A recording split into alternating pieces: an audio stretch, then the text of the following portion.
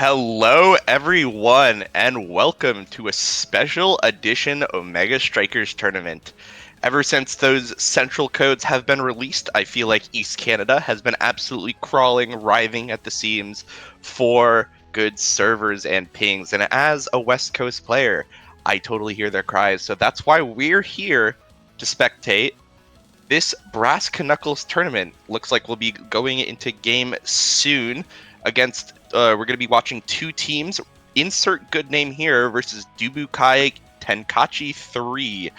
You might recognize Blackbirds on insert good name here as a knowledge gap participant winner, actually, up and comer, starting in that tournament from gold. Now, I believe, challenger himself. And on the other side, you might be able to see Lunchbox, an OSAS finalist. Unfortunately, did not make top 8. Or maybe fortunate, as you might be seeing him again in the next season of OSAS. But he will be joined by, I believe, Whisker PNG himself, core flip extraordinaire and master.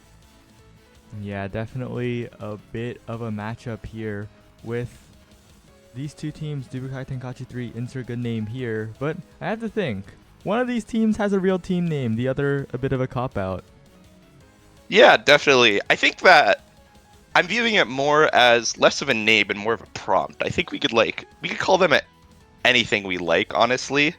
I prefer going back to I believe when Kaz the Tooth, rest in peace, came to me for a team name, I recommended to him Laser Shark Ass Crack, and he didn't go through with it, much to my disappointment, and I think honestly it was a bad call. So we might be seeing that back here, as I think it's a rather good team name, and they're prompting me to, call him that. Yeah, well, definitely some names of all time here, but this matchup should be ready soon. Team said they were ready a minute ago.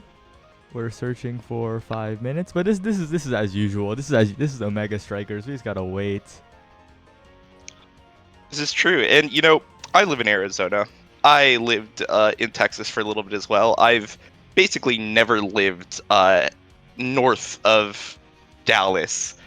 So to me, Quebec and Montreal are a bit of a foreign land to me. So I can't really envision it in my head.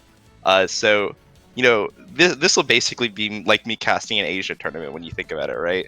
They're just they're very far away, just not as far away as Asia, Yeah, players we don't know, like Ether, like Vago 101, like Shiro Aisu, and even Elo Heaven. Definitely very foreign to us. I agree, Rick. Yeah. Well, I don't know. I don't know what they do in Canada. They probably eat things that I don't eat or something. I don't know. Do they have Carl's Jr. over there? They don't have Carl's Jr. over here where I live. Exactly. That's what I'm saying. I bet. Do you even know what Carl's Jr. is? Do you think Blackbirds knows what a Carl's Jr. is? It's like a mystery. Maybe they don't know what. Well, wait. You guys have what do they call it? Like friendlies, right? Like that's the chain. Okay. Official. Wait. Hold on. Before you answer, official confirmation from Achi, who is Canadian. She does not know what a Carl's Jr. is. So there's actually a reasonable chance we might be spectating a game that is completely unaware of the existence of the Carl's Jr. Hawaiian burger. One of the casters is completely unaware too. That sounds like a pretty ridiculous burger. But you know what else is a little bit ridiculous? And it's this priority on Rasmus Asher on both completely mirrored compositions on both sides. What the hell? And I believe with Asher picks on both sides, this will be one of the those rare Rasmus midfields that I keep hearing about from people like Fudgy Waffles. We'll get to see it in action here in this game. Yeah, and these players a little familiar, right? Whisker PNG, Lunchbox. Oh no. Blackbirds, Snidequill, names that I've definitely seen in the past, but you said oh no when you saw the starting Awakening, and there are a total of 5 orb dancers on the map. That is 6 orbs spawning at a time. Oh, and look at that! It's like recess right now. All the kids are running to get their little snacks as the orbs spawn, and a pass up to Lunchbox as he goes for his scoring attempt. Maybe he'll be able to dance on the enemy goalie. Unfortunately, nothing to be found right now. Pass from Lunchbox to Whistler. Oh, and a pass back as they advance up the field, but it's in intercepted by Killa as they go for a scoring attempt on their own. Blackbird's not able to find anything quite yet. And orbs are popping up again. The snacks are here as a goal goes in for Whisker PNG. You know, we have a team in Nassau called Snackin' and Smackin', but it looks like we've actually found one here. And in fact, we can insert that team name here. It's a bit of team name yoinking going on by Brickbat, but I think the important thing is look at how Blackbirds is playing right now. Feels a little bit lost in the midfield, trying to get a push going, but the damage coming out from the side of Dubukai Tenkachi is just completely shutting down the pushes. Whisker PNG always seems like they're in the right place at the right time, but Blackbirds is there to completely stuff out the flip. Sniquel is there with the barrage as well, and now Blackbird trying to win the strike war against Rust, but will be unable to do so. Rust defending, Lunchbox and Whisker approaching on the top side. So much damage being put onto Blackbirds, but right now both teams are unable to mount a cohesive push. Yeah, and already look at that counts. I mean, I was paying attention to the orbs while these rallies were going on, as unfortunately someone gets knocked off. I believe Blackbird's unfortunately losing the stacks, but already 7 stacks for Rust and 7 stacks for Whisker PNG. We're expecting a low lethality game coming into Aten City, but with all these orbs, that might actually be a priority as Flip comes out from Lunchbox, able to get it through Blackbirds and Snidequill. All of a sudden 2 points up for the side of Snackin' and Smackin' Laser Shark Ass Crack. Okay, bestie, but Killat did not go Orb Dancer, went to Stagger Swagger, but it's Aten City. You're the midfielder here. You're the one who has to munch the orbs. And I think that's put you at a disadvantage, especially since Blackbirds got KO'd. Getting some orbs now here, munching them down, getting those stacks back up. Sniquel defending. Sniquel has been so good on these clears so far, but Whisker and Lunchbox just seem to repeat the situation over and over. Rust is there as the midfield as well, and a strike will take the barrier down as Dubukai Tenkachi. They're looking pretty cohesive. Yeah, definitely. And look at these passing plays coming out from both forward duos. We were actually expecting kind of a Asher forward Rasmus midfield sort of thing, but it looks like Whisker and Lunchbox are kind of fine just changing it out. Killout looking low though. Unfortunately, no orbs to be denied if he does get sent out, which he ends up going as Ruscott tries to pass up to Whisker PNG. Offensive play, not finding anything quite yet, but a strike war win from Snidequill keeps it up, but a good core flip from Ruscott into Barrage, checkmates Snidequill, and gives the first set to the Sad Boys. Tenkachi. What the? Wait. Have I messed it up? Is it? Wait. Dubukai? No. Insert team name here is Whisker P. No. Insert good name here is on the left. Oh. But there is a suspicious awakening on the field right now on the first rotation. Orb Replicator with the Dancer. And it's Aten City. You know that's what they want. But double size will fall to both the Rasmus and the Asher on opposite sides. Peak performance available as well, and bulk up being taken. But that Orb Replicator, we always say it, it's Aten City. And importantly, the powerful awakenings on this patch, the energy awakenings, have not shown their face so far.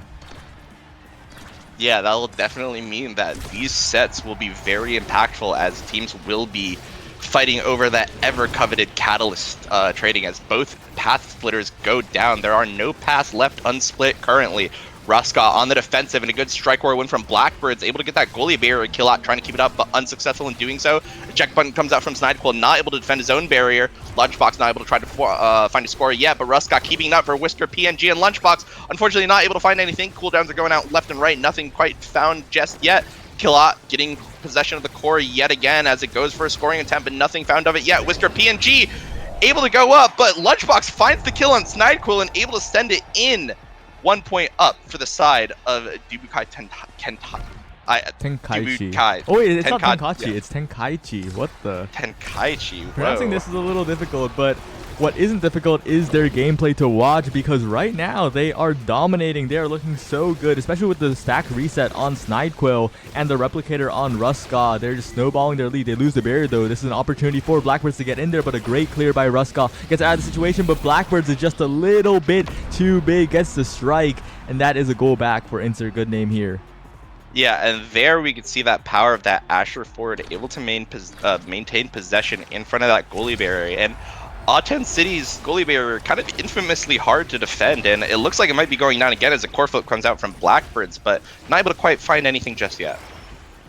Yeah, and Snidequill, like, she's gonna have a bit of a tough time right now. because those stacks are down. Building up will take time as the goalie, especially because they're the one with more pressure on them. And a barrage is good, but the angle is slightly off, the timing as well. Lunchbox with a well-placed shot will advance the lead even further for Dubukai Tenkaichi.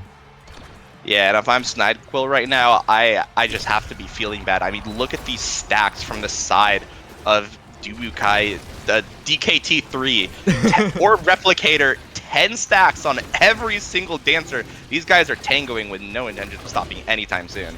But Snidequill has flip. She can make a play. Positioning smartly in front of Lunchbox, but falls back for now. Uses the flip all the way up to Ruskov, but Blackbirds going back to defend. But again, the offense for Inter Goodname here is not quite there as Collide goes for a pass, but Whisker PNG blocks it with a massive barrier on that primary. Ruskov advances the core with a flip. Whisker PNG looking for something. Ruskov looking up with a barrage as well, but a great hook from Collat will be the defense that they need right now.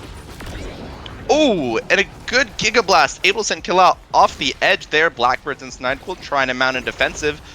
Nothing quite happening just yet. A good stall out from the side of Insert Name here, trying to give them some time. But Lunchbox, with waiting for the core so patiently, Snidequill not able to do much as Lunchbox wins the strike war. Yeah, she gets a little bit shaky there with the barrage. Kind of moves up a little. I think the core snuck a little bit under it. But as that happens, no. Okay, so Quick Strike is available for energy, but the last or Ponderer still not on the table yet. So Inter Goodname here have a way back into this, sorta. If they can get Ponder on a critical member, if they could win here, but Quick Strike being picked up by Ruskov is just so strong. The Quick Strike itself and the extra energy is ridiculous. Yeah, definitely. And we do actually see, I believe, a reverberation coming out for Whisker PNG. We've been paying attention to things like those energy tradings and those orbs, but we have a little bit of a, what did Odyssey call it? Odyssey sanctioned Staggerton suburb coming out for Whisker PNG. I think that sort of, like, we talk so much about, like, Exodia tradings, right? Like, with orbs. Whoa! But Blackbird just doesn't care about any of that, doesn't care about any of that stagger. The health bar was massive, but if you're just KO'd by knockback, none of that matters. And now Blackbirds and Collat trying to mount a push. Ruskov, though, so good on the defense, sends it away. Whisker PNG is already back. And now the situation reverses yet again. Now Blackbird's pushing in with the flip, but it's deflected away. Lunchbox has the speed. Ruskov pushing it out of there, and now Lunchbox setting up a strike situation. Gets it around, has the flip to score, sends it down, and Whisker PNG gets the last laugh, the last strike against 2. A fantastic goal for DK. It's Snidequill right now. She's having a rough time. I mean, even though Whisker PNG did go off the edge, losing the stacks, it's just still so hard with that 10-stack dancing replicator. It's a full break dance. It's a full tango going on right now, and it's just so hard to deal with that. Yeah, good pass splitter from Blackbirds. Defensively, it moves up the core, but so many cooldowns are burned by Blackbirds. Has none left for the offensive push, and now Whisker and Lunchbox are rotating in. The flip into dash, and 1 point away are DT3. My gosh. Yeah, that's just, it's so brutal. There's just so much speed, so much core control from the side of DKT3. It's just so hard to find any opportunity to sink it into the enemy team's net. Now Lunchbox in position yet again. Look at Lunchbox and Whisker just advancing the core together. Looking a little bit like Puffy and Joker, and Lunchbox just gets the strike in. That's the final goal. Dubukai Tenkaichi 3 move on in the winner's bracket. Yeah, absolutely just killer play coming out from that team. I mean, it was clinical at the end. At the end, I believe that last set, the core basically never moved to the right side of the field. It was just so clinical from the side of Lunchbox and Whisker PNG, absolutely setting up an entire hospital for that game. Yeah, and still, flash of brilliance from Insert Goodname here. We'll see how they can do in that loser's bracket. But yeah, this particular game was very snowbally. The core control difference was quite big. Yeah, definitely. I mean, Authenticity, Orb Replicator for the MVP after winning the first set. It's so hard to come back from that disadvantage state, even without the Ponderer drop, especially without any sort of, like, draft with, like, a significant amount of energy trainings to, like, hopefully trickle down to the losing team. It's just so hard to mount any sort of comeback, especially with those drafts. Yeah, and we watch these replays, the fantastic goals, the strike war wins, and that flip into dash for Whisker.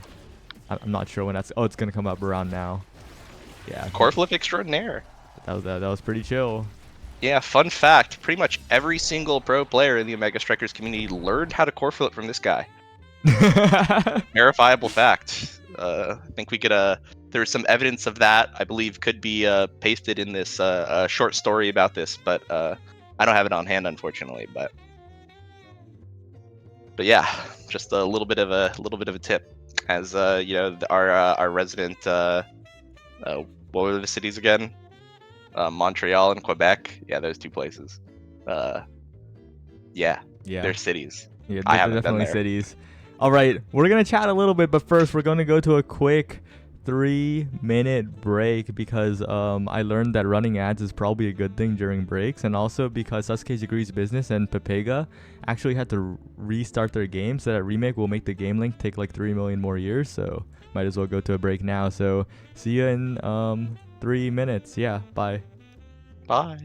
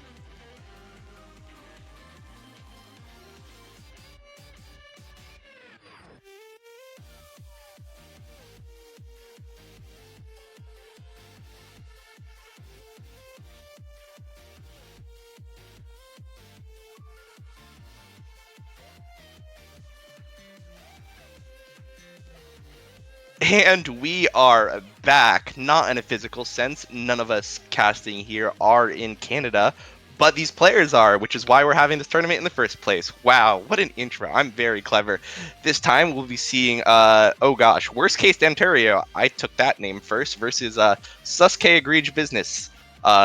with, I believe, we will be seeing our lovely, lovely statistician, Ether here, pronounced Ether, E-T-I-R spelled though, joined up by Deathgun and Vaga101, I believe. On the other side, we'll be seeing some of our other Canadian favorites, such as Elo Tourist and Shiro Aisu as well. Elo Tourist being one of those tourists. I believe they're I saw them play Kai in solo queue the other day, but I thought that they were a big Atlas player, if I'm not mistaken.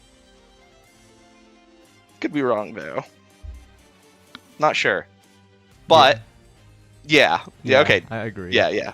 So yeah, I agree. This is a very interesting matchup because these are all players we know and love, or maybe don't love from solo queue, but mostly love. Vaga101 is pretty good. So is Ether, who has the most confusing pronunciation of such a simple name that I've ever seen, and everyone in the community says E-tier or a tier, but they're wrong, and it's Ether, or is it Ether? I don't know, Brickbat. I can't chat as well as you. Yeah, it's Ether, but we also, not to be confused with the other Ether OS Cord admin, Ether. Who is spelled Ether. Yeah. E-T-I-R, but also E-T-H-E-R. Yeah. But Ether, yeah, they're pronounced Ether.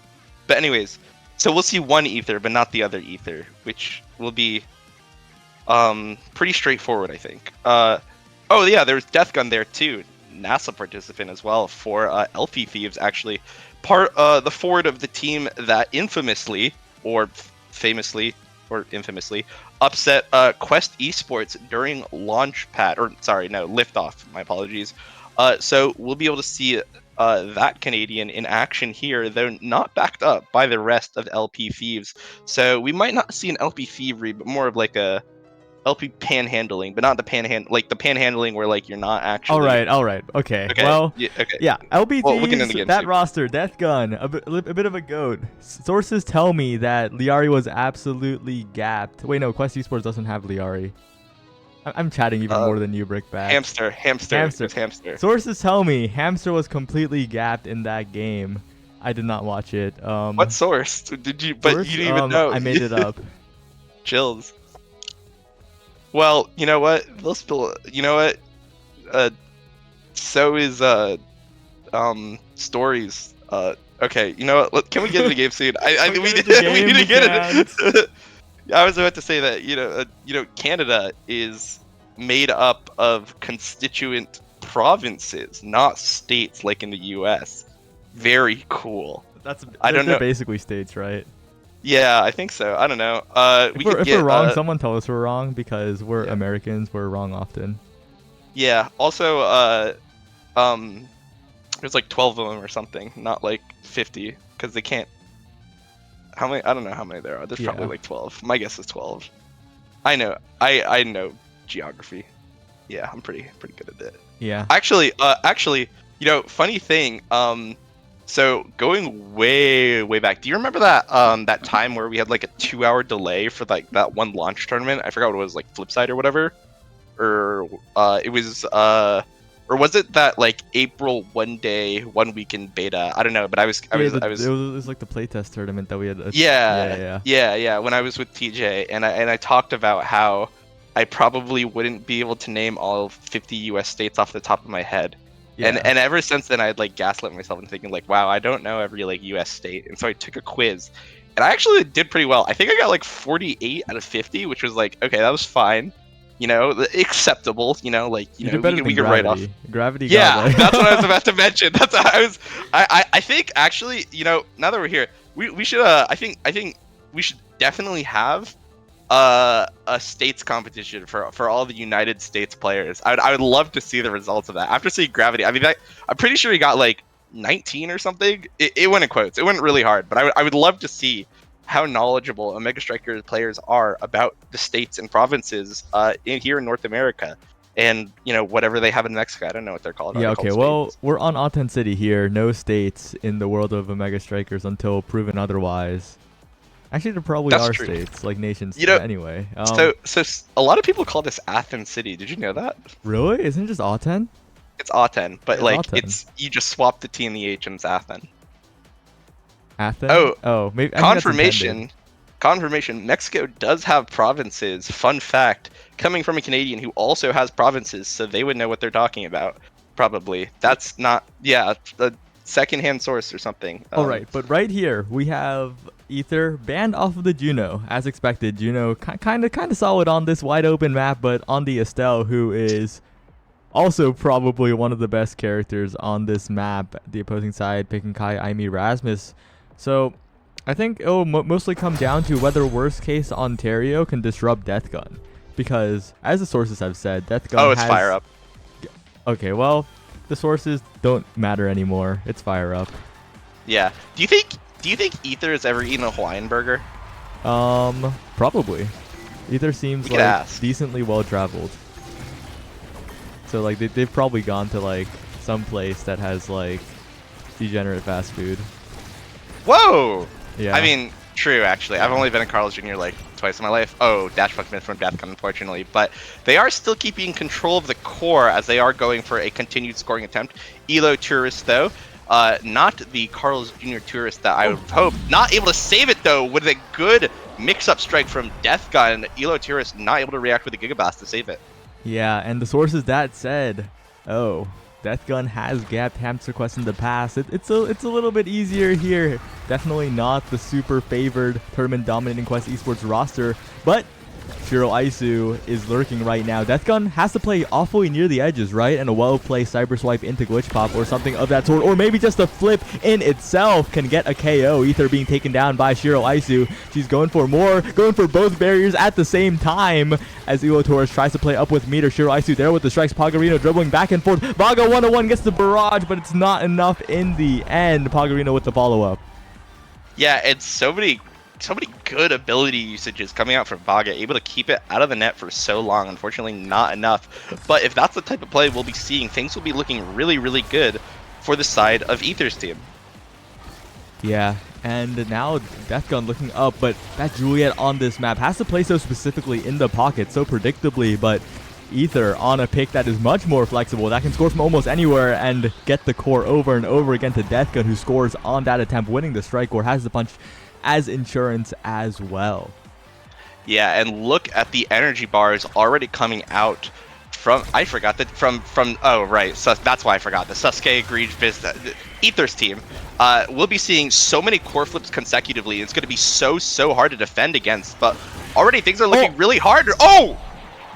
What a Giga Blast by Elo Tourist, and a slight Garfield moment from Vaga 101, but who wouldn't get caught off guard by such a Giga Blast angle as they lose control of the core? Shiro Aisu jumping in. She's looking for a bit of a play with the flip, but completely whiffs it, and now Ether trying to get it past, but that's stuffed out too. The flip is used for the saving of the barrier by Vaga, who keeps the barrier up even still. It gets past, but Death Gun has to burn so many cooldowns on the defense that Shiro Aisu is free to pass it up, get a great Cyber Swipe, and get the first set for worst case Ontario. Yeah, and I was literally just saying, oh wow, it's looking really good for the side of Ether's team. But whoa, all of those put some respect on their name. Cage Egregious Business. Well, they couldn't get it out with all those fire-up core flips, and because of that, the mounting offense from the side of not Ether's team, I'm forgetting every name, was able to send it in, and we do see 2 orb trainings coming out. More importantly, though, the Dancer for Pagarino, though that Catalyst is nothing to scoff at as well. Yeah, really smart pick. Not getting baited by the 1-2 punch or the tempo swing. Death Gun goes directly for the Catalyst. Much more valuable, much better utility on a map like this when you're getting hit over and over. And also not really getting those KOs unless you're in the pocket. Yeah, and we're going to be seeing just, I mean, especially too with the Orb Replicator from Vaga and the Fire Up, we're just going to be seeing so many core flips coming out from Death Gun. It's going to be looking like just like how the patties at Carl Jr.'s are flipped as well. Look at that, one already up for Death Gun, but doesn't even need it as an excellent dash, able to send it past Elo Tourist. And what a patient play by Death Gun, not just spamming that strike on the dash, waiting for the strike from Elo Tourist and just getting that dash strike out. Death Gun with the immediate flip. Elo Tourist a little bit asleep at the wheel. I'm not sure how driving is in Canada, but I don't have a driver's license. Honestly, I shouldn't be commenting, as Ether blocks the flip as well, and Sasuke Degrees Business are kind of running away with this set. Oh, you're from New York. You get to walk to live. I live in the suburbs of Arizona. You die without a car here, unfortunately. But, you know, who also dies without a car? Maybe Pagarino, as he's looking really, really low, but the orbs are coming up. It is Authenticity after all. And look at that. He's dancing. He's tangoing. He's already back to full after gobbling 2 orbs, munching just like I munch on the Carl's Jr.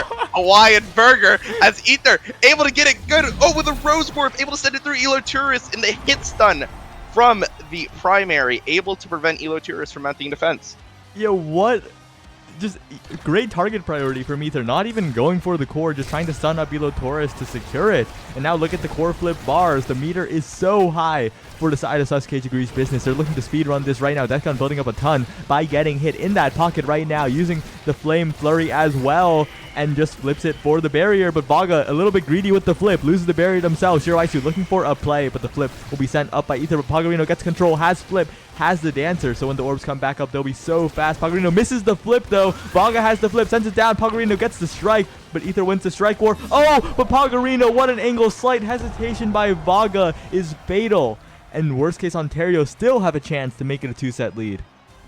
Yeah, and in these fire-up starts, these fire-up games, just use flip. You're going to get it back so fast. Deathgun used it literally like 2 seconds ago, and he basically has it already. 1 or 2 strikes will give it to him, and there he goes, he has it. And with all those fire-up bonuses, you just get so much control of the core, and even like a little bit of damage just by the sheer number of flips you're getting out.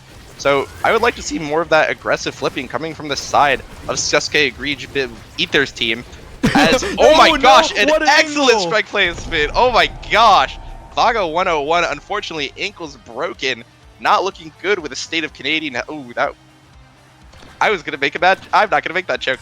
But we go into the next set. 2-2 already. Our second set with 2-2 set advantage flips up for the side of Sasuke Reach. Where have I seen this before? Pagarino also looking for the ankles. Good hook coming out and a good primary. Able to get that goalie barrier. Things are not looking good for the side of Sasuke Agreed. Things are looking great though for worst case Ontario. As they're just, yeah, they're hitting the core. I'm losing my train of thought here. I'm trying to think of Canadian cities. Another shot from Pagarino, not able to find it quite yet. Vago 101 able to clear it, but the flip is coming up for Shiro Aisu. Elo Tourist, pass from Shiro Aisu, flip comes out. Ether not able to do it. Oh my gosh! And Pagarino killing Vago 101 with the flip, sending it into the net. Excellent work. Absolutely destroying Vago 101, just like I destroyed the Carl's Jr. Hawaiian burger. But importantly, Ponder is up. That Ponder is completely denied from the replicator dream of Vago 101. That pipe dream is now dead. Ponder Dancer online for Pagarino, who has been the main scoring threat of Worst Case Ontario, has also been the main midfielder. It's like Shiro Aisu is just spectating, just passing, doing a little bit of chip damage while Pagarino cooks. Absolutely. Just like the Carl's Jr. Hawaiian burger okay, well then. in their kitchen. But, no, you know, please, we are, obviously Pagarino is kind of the main character of this game right now with the double orbs at 10 stacks. But let's not forget, fire up, when you have all of those energy trainings, you're just going to be giving so much more energy. Even though that Deathgun has that catalyst, has so much at his disposal in terms of energy, being able to quick strike, kind of like do that energy support stuff will be very, very important for Pagarino.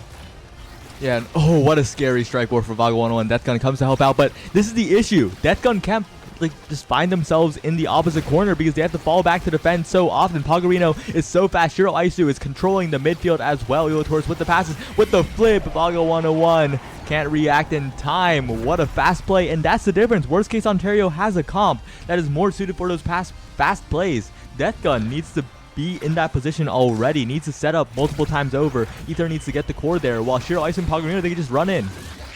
Yeah, and here we see that kind of that weakness that everyone talks about with Juliet. You need those that crossover or the Maxwell's like Deathgun, but I'm kind of more of a fan of crossover myself, to have that mobility to be there at these plays. And like, just look where Deathgun's positioned right now. The core is just not coming to him. He's just not seeing the core at all during the entirety of these plays. Yeah, Shiro Aisu and Pagarino playing this perfectly. Same with Elo Taurus being proactive. Earlier on, we saw Elo Taurus getting caught out by Deathgun a lot, but after they've been controlling the core in the midfield, keeping it up, Deathgun hasn't really had a chance to get in the pocket, but this could be their opportunity. Yeah, Rose Warp coming out from Ether, not able to quite get that read. Pagarino already on the offensive again, able to get sent out with a barrage, but a good snipe from Ether sends it into the net. A well-needed streak breaker point from the side of Sasuke from Ether's team. Thus, KJ Egregious Business not out of it quite yet, but still, 1 point required for worst case Ontario, and they'll have 2 chances to get one here. As Ether has flip, needs to use it, and as you said, the fire up speed bonus is also so important, but Ether gets the flip on the flip, goes for the shot, but no, it will just get stuffed away by Illutor's flip a little bit wasted by Pagarino. The glitch pop sends it backwards, a little bit of a chance, but that's a timeless creator. Imitar Ether taking so much damage right now, almost KO'd, and a flip available for Shiraisu, who sends it up, tries to bounce it up to Pagarino, but Bhagawan only gets the timing to get out of there. Ether staying alive desperately, getting the orb, regenning back to unstaggered state, but Pagarino's in position still. Not able to get it with the primary, and now Ether and Death Gun looking for the barrier, but Elo Torres is holding it down. Bhagawan has to use the barrage against the primary of Pagarino, and now Shiraisu looking for Elo Torres, looking for a bit of a flip angle here, waits it out, but Death Gun gets the timing, has the flip, looks for it, but a great barrage from Elo Torres will deny it, and now it's a question of can they get it past the Imitar? They can, but Death Gun still wandering in the midfield, trying to get into position, but Pagarino is there, has the flip, about to end it, and there it is. What a timing, waits after all the defense, and it'll be worst case Ontario being the ones to move on in the winner's bracket. Yeah, and that was just the absolute worst case for the side of Sasuke Egregious Business. I think I got that right. Just Pagarino. Oh, I didn't get it right. Damn. Well, anyways, Pagarino sitting there in the wings, just like a cheetah or big cat or any predator really looking like to pounce. Brickbat when he's in the line at Carl's Jr. Yeah, like Brickbat when he's in the line, Carl's Jr. Just able to get that one orb and pop off so incredibly hard with the double orb trading. I mean, just walking him to the net and just flipping it in. There's just so hard to mount any sort of defense on such an oppressive combination of orbs. And you know, if we see more authenticity, I think we just won't shut up about munching on these orbs, just like I don't shut up about munching on these Hawaiian burgers from Carl's Jr. I think we need closure here. Well, like, yeah, can you actually, the burger? Okay, so all it is, it's literally a burger that they came out with like years ago, and all it is like all they do to call it Hawaiian burger, it's just a regular like burger, but they have like a special sauce, and it's like a grilled pineapple on it. And I'll end the bit now, but I think I was holding in my mind that like the plot twist was that I haven't been to Carl's Jr. in like a decade. Like I have not been there forever. Does the burger still exist? I don't even know. Maybe. Hold on. Okay, it's a Google search result. Wait, this is incredible lore. Worst case Ontario. I think the team name is a reference to the fact that Sasuke Egregious Business is all Ontario. And their team name represents the fact that they're the worst case for that team. And indeed they were. Holy crap. That is lore. That's actually crazy. That's like, imagine if like I don't know, Chikara Chatting got beat by like Chikara Silence. That was the best thing I could come up with. Oh, and confirmation from someone who's actually eaten a Carl's Jr. Hawaiian burger. Apparently, it's not even that good. It's just a regular But burger. speaking of the Carl's Jr. Hawaiian burger, am I going in the chat saying the beef goes deep? And that's exactly what happens in the burger when it goes to get cooked. I don't know. I can't. This is probably... They gave me 3 blocks at the LAN. Okay, 3 commentary blocks. And I don't think I've recovered. Just like we had... no. Like, I'm just mentally out of it right now. The bit is dead. And I'm Okay. also scheduled to cast like both blocks today. It's so chill. It's fine. I just need truly. a break from the seriousness with my good friend Brickbat, #1 chatter in the Mega Strikers. How real is that? can't believe you're still saying how real is that. What do you mean? It's a good phrase. It gives you affirmation in a way that you are familiar with Oh, now. and I just got reminded. The co-caster for the block after Brickbat leaves is also one of the biggest chatters in the entire Omega Strikers community. So, okay, fun. So you didn't get to experience this firsthand, but when you're in like the staff break room and like Fem Bison and Appa is in there, oh my, it is never quiet. It is literally The chatter never quiet. convention. It is yes, it's an entire convention of chatting. The entire It goes convention. really hard. Shout out to Fem Bison and Appa Bug. Love Yeah, you. they're the Love you goats. too. They're the They're the goats. Absolutely, yeah. Mwah, mwah, mwah. Just like I. Ooh, nope, nope. Don't do it. Don't do it. Nope, it's dead. I have to stop myself. I have to stop. It's too easy now. I'm like, I've figured out the ways to like bring it in, and it's just so simple now. But I have to stop. I think we're going to winners finals next though, and I'll put up a prediction for that if anyone wants to wager their bestie bucks and maybe even lose them, like General Twee all the way back in the day in that Oh my gosh. one Yeah. famous match between a certain team and another certain team in the North American Strikers League West. Yeah, that was crazy. That both teams there they were playing. That and we lost a lot of points. We lost a lot of points. Yeah, but our matchup right now is... Oh, I should probably update the scoreboard. Oh, did I ever talk about how like scuffed the scoreboard thing I use is? It's like this one program that was made by someone way back, and I'm not using it for Like its most intended purpose programs at all. are. Yeah, Whoa. that's crazy. I almost wrote winners apologetic instead of winners finals. It's apologetic.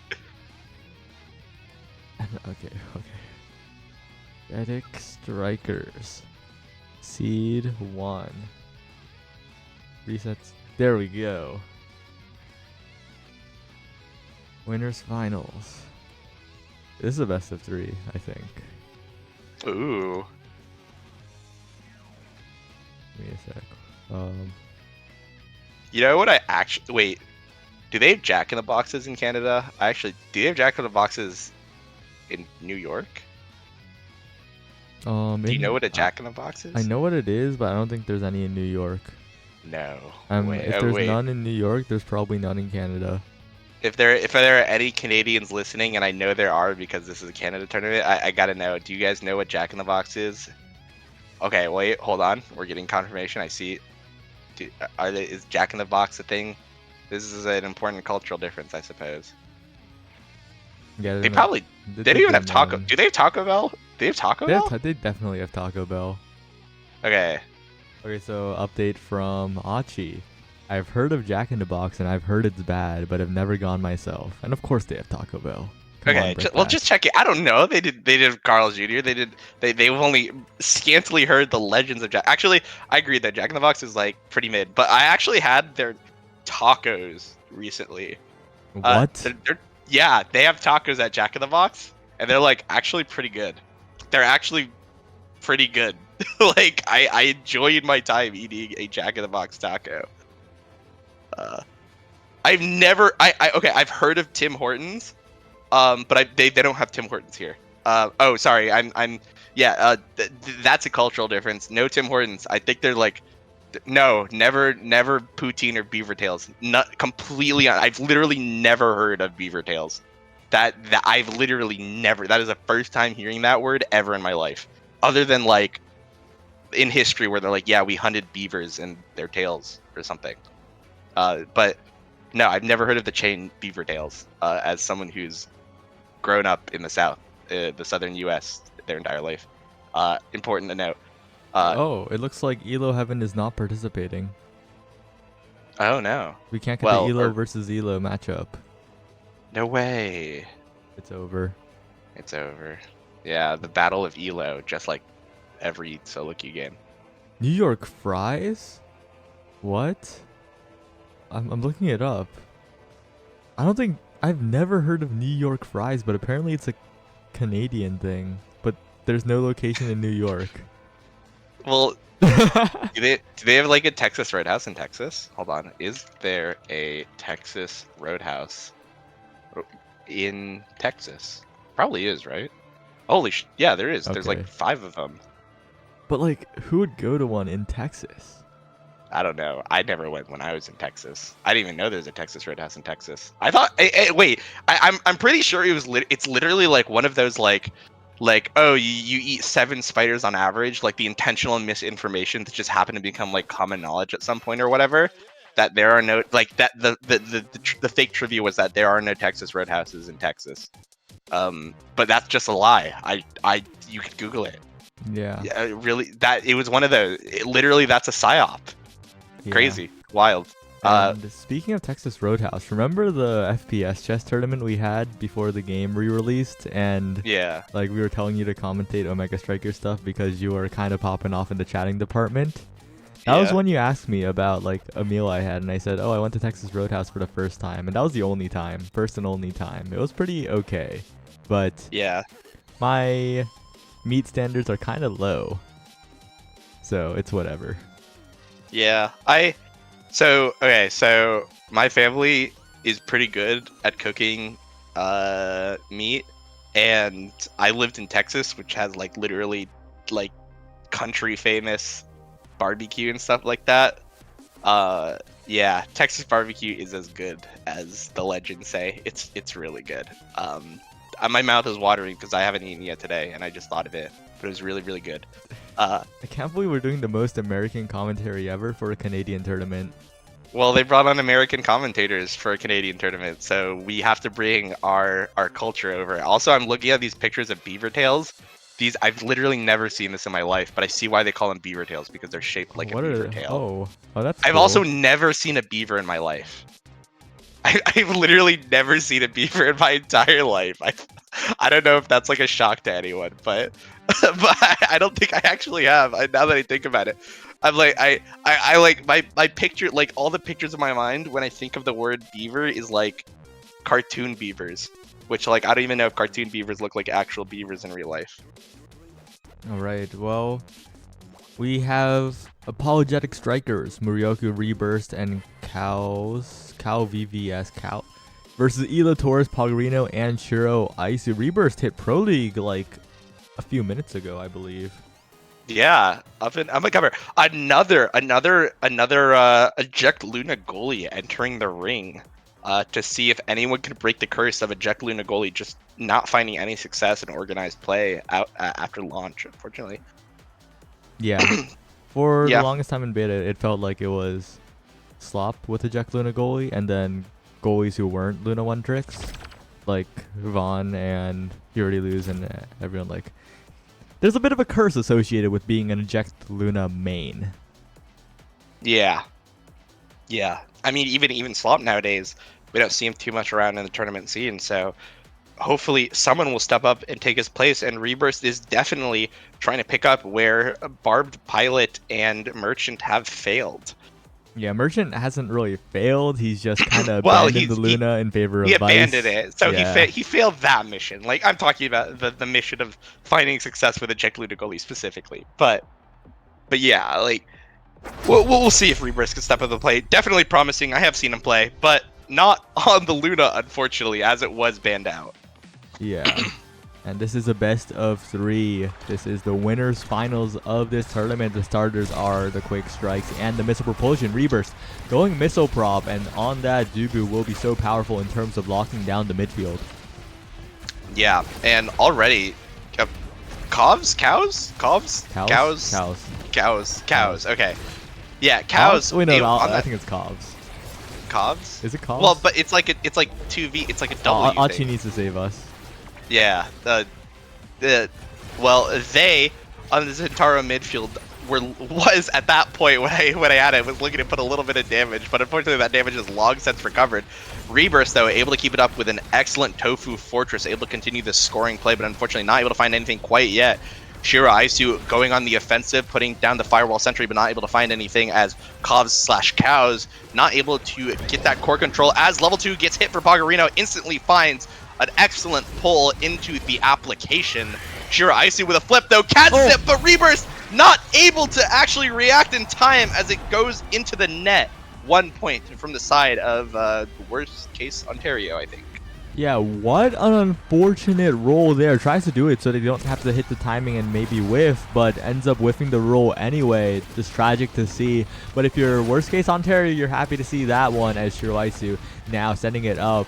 She has been pretty consistent in terms of that scoring pressure with the turret and the flip, but Cow is the one with the flip. Cows, plural, with 2 Vs, is trying to get some more damage onto Pogorino, trying to get revenge for that KO last round as Murioku trying to get up there as well. Pogorino standing near. Oh, Pogorino from the verge of death finds the pull, stays alive, doesn't get KO'd by the Zentaro primary, and Rebirth stuck in a bad situation, loses the barrier. Yeah, that's what we call a little bit of high-intensity fishing here, as Cod's not able to find that damage, though. Pogorino, though, does have... Oh, well, he has a little bit of dodge now, but not able to quite find anything, as he almost actually finds Cows. And Miroku now going on the offensive, not able to find anything quite yet. Rebirth getting a clear over to Cows. Cows not able to do anything, but a good mix-up pass from Pogorino, something that we're getting a little bit used to in this tournament so far. Able to sink in another goal from the side of Worst Case Ontario. Yeah, and from the 3 names in Worst Case Ontario, Pogorino is the one that I'm least familiar with. Definitely seen all 3 of them, but Pogorino has been the standout so far. Absolutely. Beautiful strike placements. Anyways, we'll see Pogorino going on the offensive again. Unfortunately, not able to find anything as it goes into the hands of Cows, but Cows not able to quite get anything yet with his flip. Cows now no dodge, low stagger, might be sending off the map soon. Summer Assault comes out from Elo Tourist, but the hook is the one that sends him off the map into the application. Beep, boop, beep, boop. Shiraisu with the self pass to the glitch pop. He does have flip, or she does have flip herself, not able to quite find anything just yet. Pass up to Pogorino, not able to find anything yet. Glitch pop comes out from Shiraisu, able to keep it up, but not quite find anything. Good defense coming out from the side of not Worst Case Ontario. I keep forgetting these Canadian team names. Flip comes out from Shiraisu, not able to quite find it. Was a good angle, a good attempt. Pogorino maybe looking for another fish again. Muraku looking for a scoring attempt though, as the Tofu Fortress comes out. Butts heads, able to stuff it into the goalie barrier as it goes down. Oh, but a hook comes out, sends Shiro off the map into a core flip from Miroku, able to sink into the bottom section of the net for the first point on the side of that team. Wow, you better apologize to the apologetic strikers, as They're they didn't deserve to have their name completely misremembered. They're the first seed after all, and right now trying to prove it, getting the barrier quickly. Good flip from Cows or Kovs. We'll have to check, as Murioku trying to 1v3 here in the bottom corner, but this time it's Pogorino sending it up, sending it alone against 2. Cows trying to do something here, but Murioku is the one who is contested by the Imitar. Rebirth gets a good timing. Murioku passes it up to Cows, but Kovs isn't able to find a bit of a pass. The passing play. Oh, they get it around the flip. They're so patient. And Elo Tourist burns the flip. The goal goes in. The points are evened up between Worst Case Ontario and the Apologetic Strikers. Yeah, absolutely. We're seeing some excellent striking coming out from both teams so far. Hook comes out, not quite able to find anything. Not very good fishing, unfortunately. Moroku has the dodge, but a little low on stagger as the Tofu Fortress unfortunately protects him from going forward. A little bit of helicopter Tofu Fortressing going on. No goalie barrier quite found, but Cows is able to keep it up with the slicing from Zentaro. An excellent pass, able to send it through all 3 members, keeping the offensive going. No hooking going on so far, though, with a primary coming out from Pogorino, not able to do anything just yet, but the flip comes out, and a good angle, able to mix up Rebirth and prevent the defense from coming out. Cows and Muraku again on the offensive 2v1 situation, but a good strike war win from Elo Tourist keeps it out, and another strike war win on the flip. Pogorino looking low, maybe sent off the map very soon, but Muraku can say the same, as he instead is fished and sent off into the application. Beep, boop, beep, boop. Shiro Aisu coming out with the Tofu Fortress. Oh my gosh, able to kill Pogorino into the application himself, but a flip comes out from Shiro Aisu, able to pocket it. Very little that Rebirth can do. The log, not quite enough. And the first set goes to the side of Worst Case Ontario. Great play from Rebirth at the end, getting the KO, but in the end it is Shiro Aisu who is consistent, who is there, is looking for a slightly confusing orb pickup. Goes for the orb dancer here instead of the ponderer. It'll be interesting to see how that shifts the game, as I think the ponderer quite strong on a map like Aimi Zap. Yeah, definitely, especially with what I believe to be a missile propulsion start from the Dubu. Having more of those available for both the defense and offensive plays are going to be so valuable for the side of the Apologetic Strikers. Yeah, Rebirth definitely happy with what they got. Muryoku as well getting the prize fighter. But Pagarino, we saw the scoring magic coming out from this Rasmus. Sure, Icy with the follow-up turret, but more primaries to work with will really change the game as Muryoku's already brought down to half stagger. 66% stagger, 2/3 of the health bar going down already as Pagarino aims to put the chip damage, stop the regen of Muryoku, as Pagarino is consistently up there, forcing the roll out of Rebirth to try and save it as Shiraisu almost has the flip. The missile propulsion Tofu Fortress will only last for a moment before its fleeting existence disappears. Muryoku trying to get a primary play there, but Elo Tourist will whiff a strike, but it's all okay because it's passed down to Shiraisu yet again. Great log from Rebirth. Great attempts on the defense from Cobbs as they weather the storm for now, but Stays cannot get it out of their half. Yeah, and flips up for the side of Cobbs and Shiro Aizu. We might be seeing some plays coming out very soon, but that Tofu Fortress with the Orb Ponder able to just provide so much offensive coverage for the side of worst case Ontario. Pagarino trying to sink it in, but he's low with no stagger. Oh, but a mix-up shot almost gets reversed, but unfortunately just pixels away from scoring. Shiro Aisu going on, trying to get some offensive on, but staying in his side of the field for now. Pagarino trying to get it through, not able to quite find anything just yet, but an excellent, I believe, primary, able to send cows off the map. It's looking no longer like mad cow disease, it's sad cow disease. Muryoku, though, staggered, but does have flip, could potentially get a score here, but a pass comes through from Pagarino to Shiro Aisu. The offensive play, not finding anything quite yet. Shiro Aisu going for a KO, but not able to find it, but a good primary from Pagarino again, catching Rebirth off guard. No dodge, no flip, no defensive tools. Yeah, and Shiro Aizu is playing so scarily. The positioning is like consistently backing up Pagarino. She's always there when it matters, and the damage just stacks up on Muryoku in particular. And it makes it so that Pagarino always wins that mirror matchup as Muryoku is taken out by what appears to be the log. The dribble comes out with the primary. Shiro Aisu on the bottom side. Rebirth blocking off the bottom side as Cobbs looks for the barrier but is barely unable to get it. Has the flip, but it's blocked by Elo Torres as Pagarino looks for the barrier. Misses it as well. Rebirth clears it away, but Elo Torres has flip. Pagarino is lurking. Shiro Aisu has a lot of meter to work with as well. Good patience from Rebirth, but that roll a little hasty, saved by Cobbs. And once again, the defense holds. Yeah, and so close to scoring there, but it looks like flip already coming up from Shiro Aisu. She'll be able to make an offensive play very soon, as looks like she is staying on the enemy's half of the field, trying to predict that play coming out. But fishing is coming out from Muryoku, forcing Shiro Aisu to go on the retreat. Flips up, though, for both of them, able to probably mount a defensive with that. Overtime hits. Muryoku with a good strike war win, able to get it past Elotiris, but a flip and wait, able to buy some time for Pagarino to get back up. Good fishing from Pagarino, able to hit himself some nice carp on the menu for tonight. Oh, but the missile propulsion Tofu Fortress munching on that goal, getting a crazy angle as he scores it 1v3. Yeah, doesn't get goal credit because it's a little bit of a weird interaction. The Tofu Fortress fully formed before it bounced off it, but Rebirth definitely should deserve credit for that one, as Cobbs is now rushing in. Newfound confidence for the apologetic strikers as Cobbs is there with the Zentaro dash as well. Looking now for the rush forward, but Shiro Aisu is playing so far forward. But as that happens, Pagarino is taken out, but Shiro Aisu getting so much possession, stalling so much time off the respawn timer. But the great pass by Cobbs up to Muryoku, blocked by Elo Torres yet again. The primary comes out, but Pagarino wins the strike war afterwards. And now Pagarino's back, looking for the barrier, gets it as well.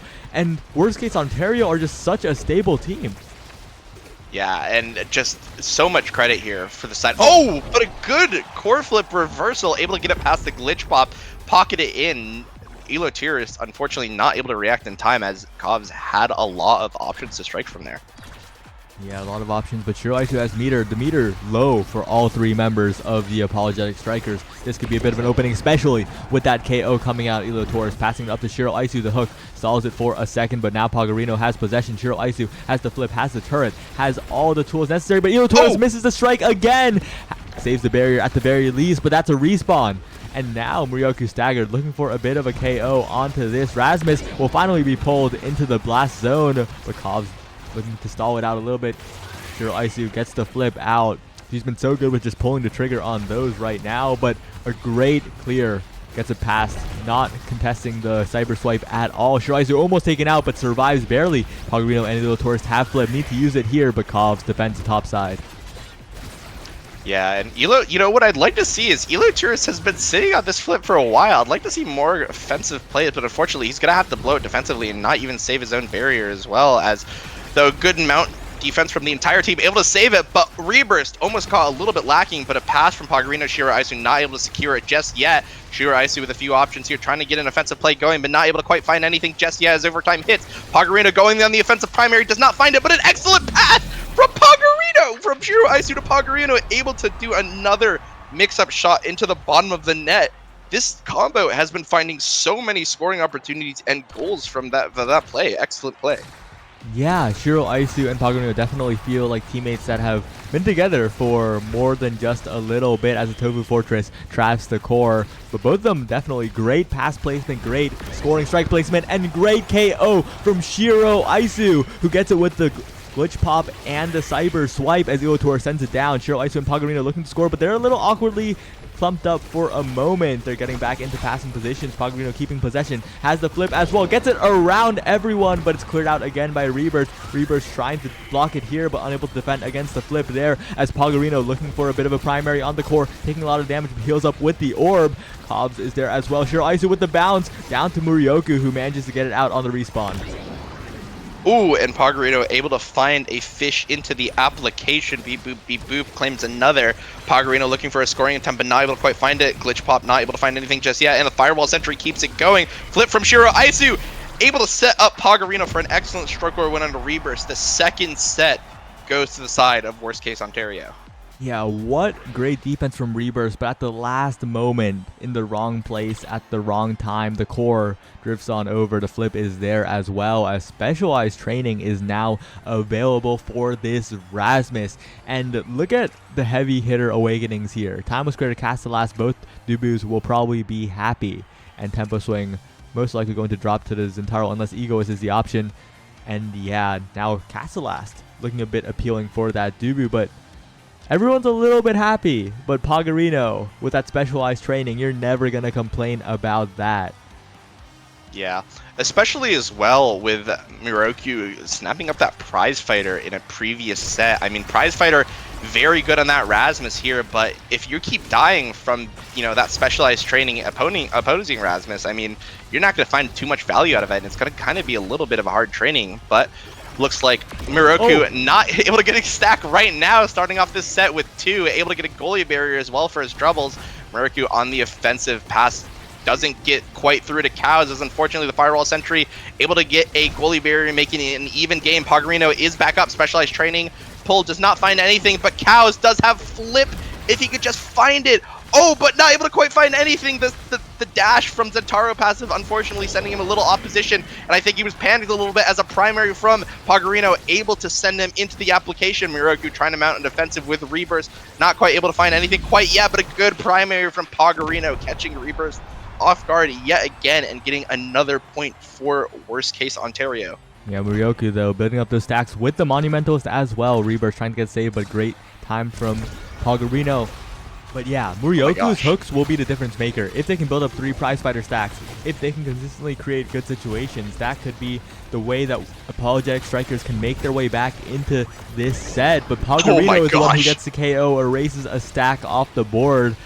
And now it is once again Worst Case Ontario in the lead, a team that is a little bit bait. Like, the team name's a bit of a bait. I think Omer and Chad got baited in terms of predictions because these players are not from Ontario. They are the worst case for Ontario. That would have significance if I had been to either of these cities, I think. But you know, probably significant for these players, as it looks like the prophecy is coming to fruition again, but maybe not for now, as Elo Tourist forced to use the core flip defensively. Unfortunately, the missile propulsion, Dubu Ultimate able to keep it going, but the fishing not able to quite find anything as Cows is sent off. Sad Cow Disease striking yet again. Pagarino going on the offensive, forcing that core flip coming out from Reburst. Shiraisu, though, able to keep it up for her teammate. Pagarino finally able to get it with a strike war win. Elo Tourist with a pass to Shiraisu, not quite able to find anything, blowing that Tofu Fortress to keep the play going. Pagarino trying to find anything, but that missile propulsion Fortress is just so crazy. Reburst mounting a defensive, but the flip comes out. Reburst able to deflect, and Whoa, a shot off the application, almost able to send it in for a Rebirth, but able to defend it still. But again, this bottom pocket able to get in after an excellent pull, intercepting it from Cows, getting them that, sending them to potentially the last score of the entire game. Oh, and I'm getting some region info. This roster of Apologetic Strikers has 3 Ontario residents, so this is truly the worst case for Ontario. As I apologize, apparently there are also 2 Ontario residents on worst case on.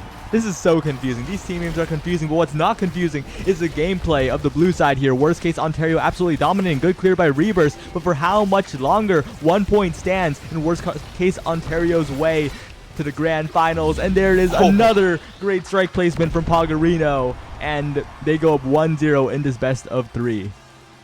Yeah, and absolutely MVP of that game, Pagarino, getting so many fishing opportunities, sending so many people into the hole, into the application, into the apple, into whatever we call it nowadays, and getting so many excellent shots, mixing up on Rebirth. It's so hard, even with that missile propulsion or Ponderer debut.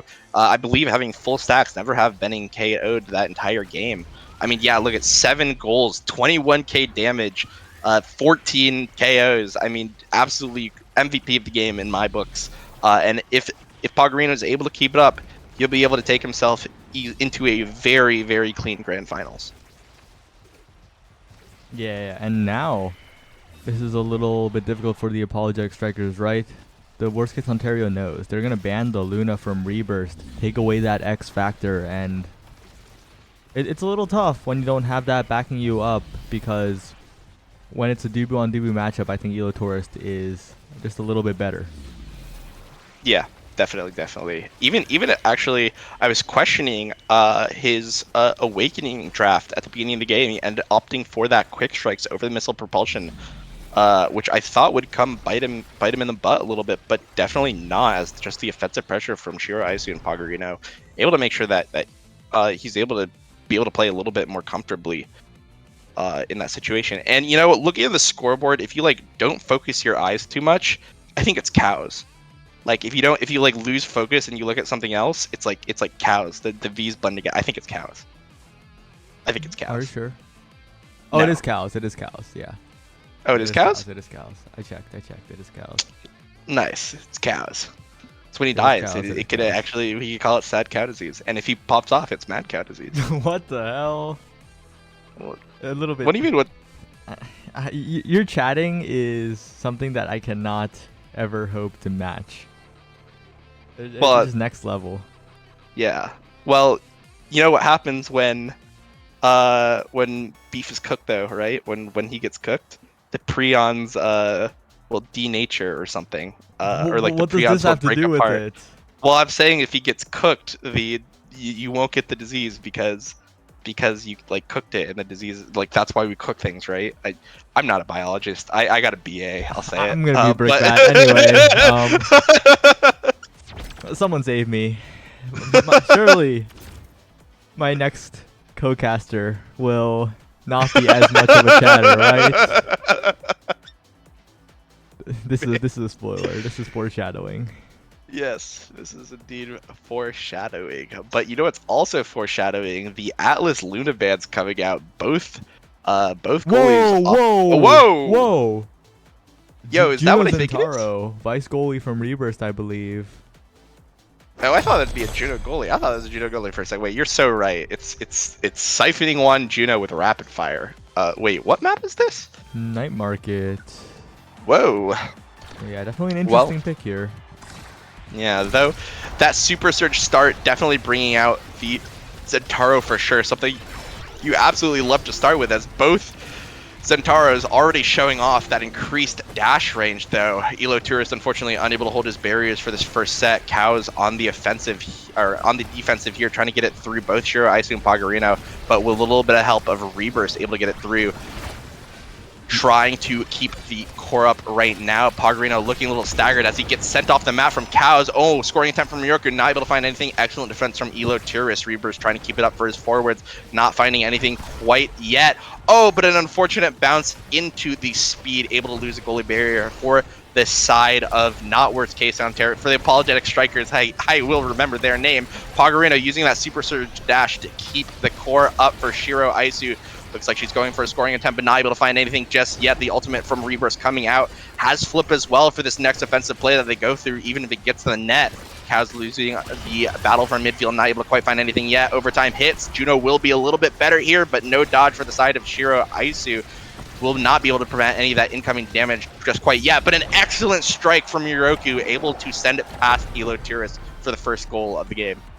Yeah, and this Juno pick is surprising when Miroku looks very, very practiced on it, doing a lot of timing mix-up in front of Elo Taurus that got the barrier in the initial play, and once again, so proactive with it as well. Miroku looks to have disconnected a little bit, but comes back and survives somehow, as now they mount an offense. Cows with a great dash into redirect with the primary as well, taking both barriers, tries to block the flip but unable to do so, as whoa, the Tofu Fortress almost own goals through the center, but Elo Taurus has to stay alive here, cannot be KO'd by anything, even a slime, even a bit of chain lightning might do the job here. Shiro Aisu though looking to get the barriers, Rebirth defending for now. Miroku going on the offense, passing it up to Cows, but that blink will not connect. Pagarino is the one who tries to get it, but a great clear by Rebirth. You can see that Luna defense coming in. Vice and Luna both don't have many immediate tools on the defense. You have to win. You have to get those strike wars, endo strike aim. You have to get the strikes aimed properly. And right now, Rebirth so patient on the strikes. As I stumble over my words, he is not stumbling over that defense. Yeah, and it looks like he'll be able to oh, no, you won't, because Pagarino intercepting it with a Zentaro primary, covering that clear angle, catching Rebirth a little bit on that autopilot clearing, but getting them their first point to tie it up. Yeah, and already a great start for worst case Ontario and Apologetic Strikers, both of them on a little bit of a different comp. Definitely not Aimi Zap we're looking at here, as Cows looks for the bottom barrier. Pagarino looks for both of them, a little bit greedy. He goes for a bit of a flip setup, but unable to get in the right position, as now Rebirth looking to get the defense with the Supernova, but that's a cooldown burn, has no meter as well. Pagarino, but Miroku tries to mix Elo Taurus up, is doing a lot of shit damage to Elo Taurus. This is like the Juno Oki of old. Yeah, just, oh man, yeah, nostalgia trip from the ZZZ Stinger Juno, just sit on that, literally using spacebar for damage, but not able to quite find anything just yet, as a good strike from Miroku, able to get that past Shiro Aisu's core flip.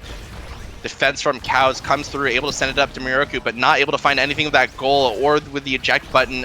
Vice clear comes out from Rebirth, but things are looking a little hard as the ultimate comes out from Pagarino. Not able to find anything yet as it goes past Shiro Aisu. Cows on the offensive now, blowing the cooldowns of that do move. He can get a pass off, and a good pass to Miroku, able to send it into the top pocket. 2-1 for the side of Apologetic Strikers.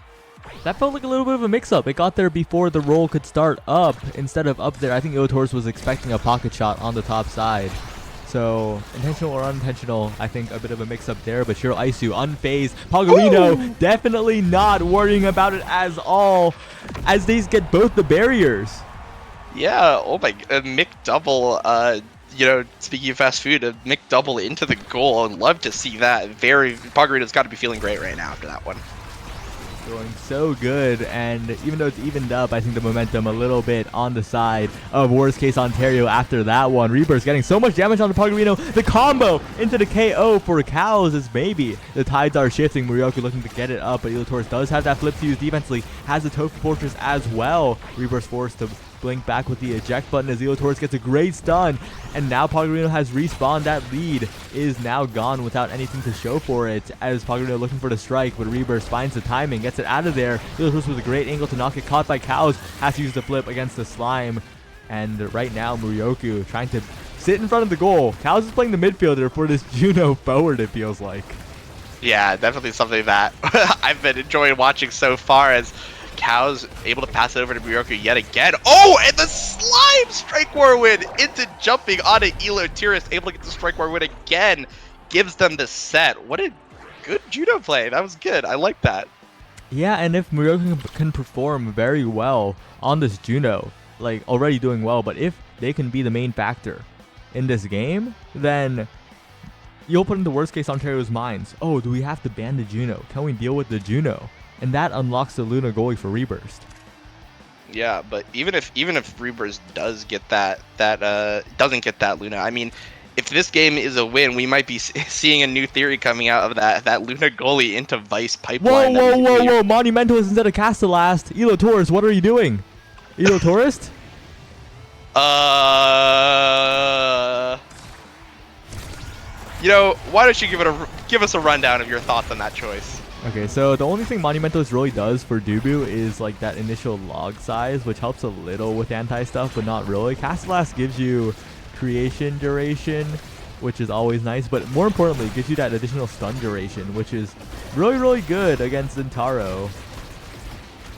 I gotta say. Yeah, definitely those people that like to be a melee in front of your net, and Whoa. Roku being sent off the edge of the map. Rebirth trying to get it clears out. Glitch Pop not able to quite find that perfect angle, but a flip comes out. Able to pocket it. Rebirth not able to react to time. It's just too close to the net. First point for Worst Case Ontario in the second set. If I remember correctly, another interesting pick for Cows, right? Went the missile propulsion. Whoa, he's going to be dashing. It's a little interesting, right? It kind of was a deny from Shiro, but Shiro got the timeless anyway. So it feels a little weird in terms of that, because then you're denying either missile propulsion or timeless from... oh, wait, I guess it is indirected now towards Elo Taurus. But whatever.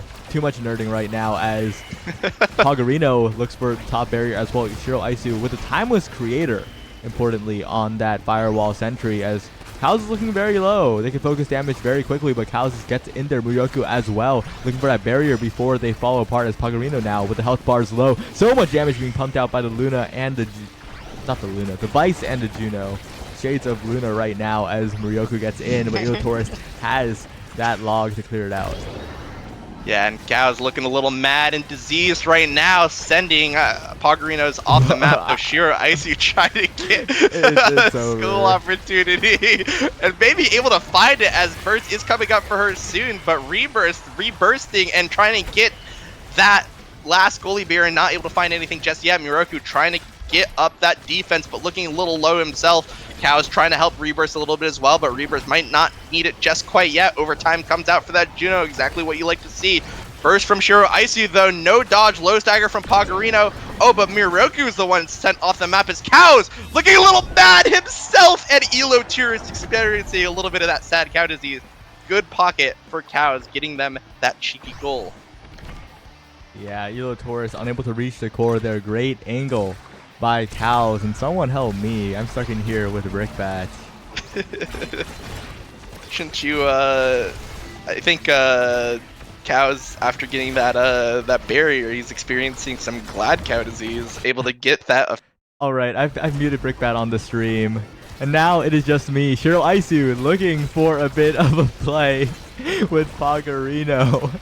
As Pagarino has the passive dash, has so many resources to work with, but is being taken low constantly by Reburst and Muryoku. The slimes, the primaries, are coming out in full force, but Reburst loses the barrier, and now it is worst case Ontario looking for that goal right now, but Pagarino is just so low. But the main thing is, it's a little bit hard for the Apologetic Strikers to confirm that KO unless it's with that Zentaro special, like right there. Just the blink forward is punished by Pagarino, and honestly, I think I should unchain Brickbat. I haven't learned anything. I'm unmuting him. Hi. Looks like Reaper is trying to keep the core up for Cows. Scoring attempt comes out for the side of Apologetic Strikers. Unfortunately, they're going to have to apologize for that. Not able to find anything, but an almost excellent redirect. Oh my gosh! And Reaper's unfortunately able to get that, not able to catch it. Unfortunately, Vice does not have a lot of those fast offensive tools to deal with when the core is far away from her. Able to get a goal in 2-1 for the side of Worst Case Ontario. And Shiro Aisu going on the offensive, not able to find anything with her glitch pop quite yet. Cows, though, able to respond with that offensive play, but not able to find anything himself. Pagarino, though, now trying to dash through with the Super Surge, not able to find anything. Dodge does come out after Rebirth's ultimate. Cows looking a little low, but does have some dodge to work with. Miroku now playing in that forward position, but the Tofu Fortress comes out. Burst comes from Shiro Aisu, able to send the Zentaro off the map in that KO box. Sad cow disease, blah, blah, blah. Miroku, though, with a good strike war win after the bounce, little shades of game coming out here, able to find that last goalie barrier. Miroku trying to get the core up again. Elo Tourist with that flip can use that defensively to save this, which he does. Oh, but Cows catches it with his Zentaro primary, but it's not quite enough. Elo Tourist with a good reaction. Slime not able to find the goal. Reverse past the Cows. Cows able to keep it in the net. The play continues, but a turret, firewall sentry, and a flip from Pagarino means that they're on the offensive now. It may be the worst case for Ontario just yet if they can get this final goalie barrier. Overtime comes out. We love those for Juno Slimes. The pop comes out, not able to find anything. Pagarino's with the no, he's not the one with missile propulsion, but you know what? Speaking of missile propulsion, the core is going really fast. It's being propulsed. It's like a particle accelerator, blah, blah, blah. Rebirth not able to defend his last goalie barrier, but that's the missile propulsion, able to keep it up. And Moroku with a slime, able to intercept Elo Tourist clear for the second point. And we're seeing a lot of 0.5 sets in this series so far, Saya. Yeah, 1 point decides if it's tied up or the lead is taken by the Apologetic Strikers. And if you're the Apologetic Strikers, you really need this one because worst case Ontario has a game on the board in this best of 3. Cows looking to go up and make this happen, but they lost the barrier already, and Elo Taurus is defending quite well right now. Pagarino trying to get the defense as well. Shiro Aisu with a timeless turret is constantly putting on pressure. Both barriers go down already. Overtime is 40 seconds away. No Juno insurance just yet, as now Pagarino stays alive, finally KO'd by the Juno Slime. This could be what they need here, but the Tofu Fortress is used by Elo Taurus. They are one strike away from that flip. Use the flip to knock it double barriered or single barriered at all. Shiro Aisu almost at flip as well. And oh, what a KO by Reburst. What happened? Where'd he go? I'm sorry, I'm a little I fear that the bad count illness has caught me. Reverse on the defensive play. Core flip comes out from Cows, not able to find anything, but the Super Surge missile prop, so much mobility. Pagarino not able to get the core, and unfortunately he uses his dash. Cows trying to get it to Miroku, but can't find anything quite yet. Reverse keeping it out with the Vice primary, but responded in kind by Pagarino's primary, able to catch him and steal the set. Yeah, great primary usages from Pagarino. Not the types of angles we've seen in the past set, but it's a very different world that we're in this map, as the first pick goes to Shiro Aisu, who will be very happy to deny that build different, but interesting pick. That Catalyst is up. Catalyst looks very good. Yeah, and you know, Reverse living up to his name with that Catalyst will just be able to energy burst and re-energy burst over and over again. Hot shot denied by Dubu. Good, but Quick Strikes does follow that Juno, so I don't think Miroku will be too upset, but Tempo Swing, it trickles down economic style to Pagarino. I mean, it's just so hard to deny the Zentaro in that draft.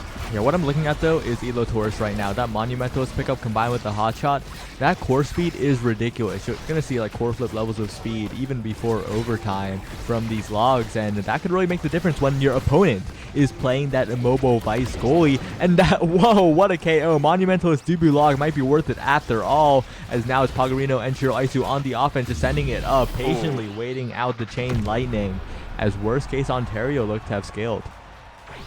Yeah, and yeah, even though that Tempo Swing does go over, or even with that Catalyst, even with the heavy impacts going to Cows and Reverse, it looks like worst case Ontario able to live up to their name, as they're able to just counter these Canadians. Oh, and Cows almost with a really good play off that bounce, but not able to find anything yet. And that slowness from Vice coming out here, not able to keep up with the core as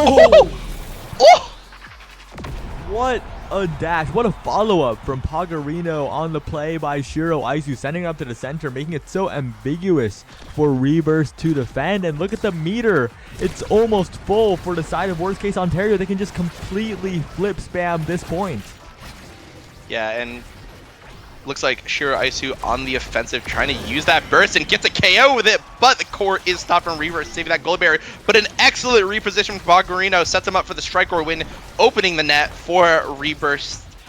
Elo Tourist, core flip comes out past the Shiro Aisu to keep it up. Primary comes out from Pagarino, not able to find it, but oh my gosh, Vice can barely make it. She's so slow, and it's so hard to save it, as strike or win from Pagarino, able to get it past the side of not worst case Ontario, as the prophecy is starting to be fulfilled yet again. Apologetic Strikers, apologies to Apologetic Strikers, but unfortunately no apologies coming out from worst case Ontario, as they fulfill their mortal desire to crush other Canadian teams.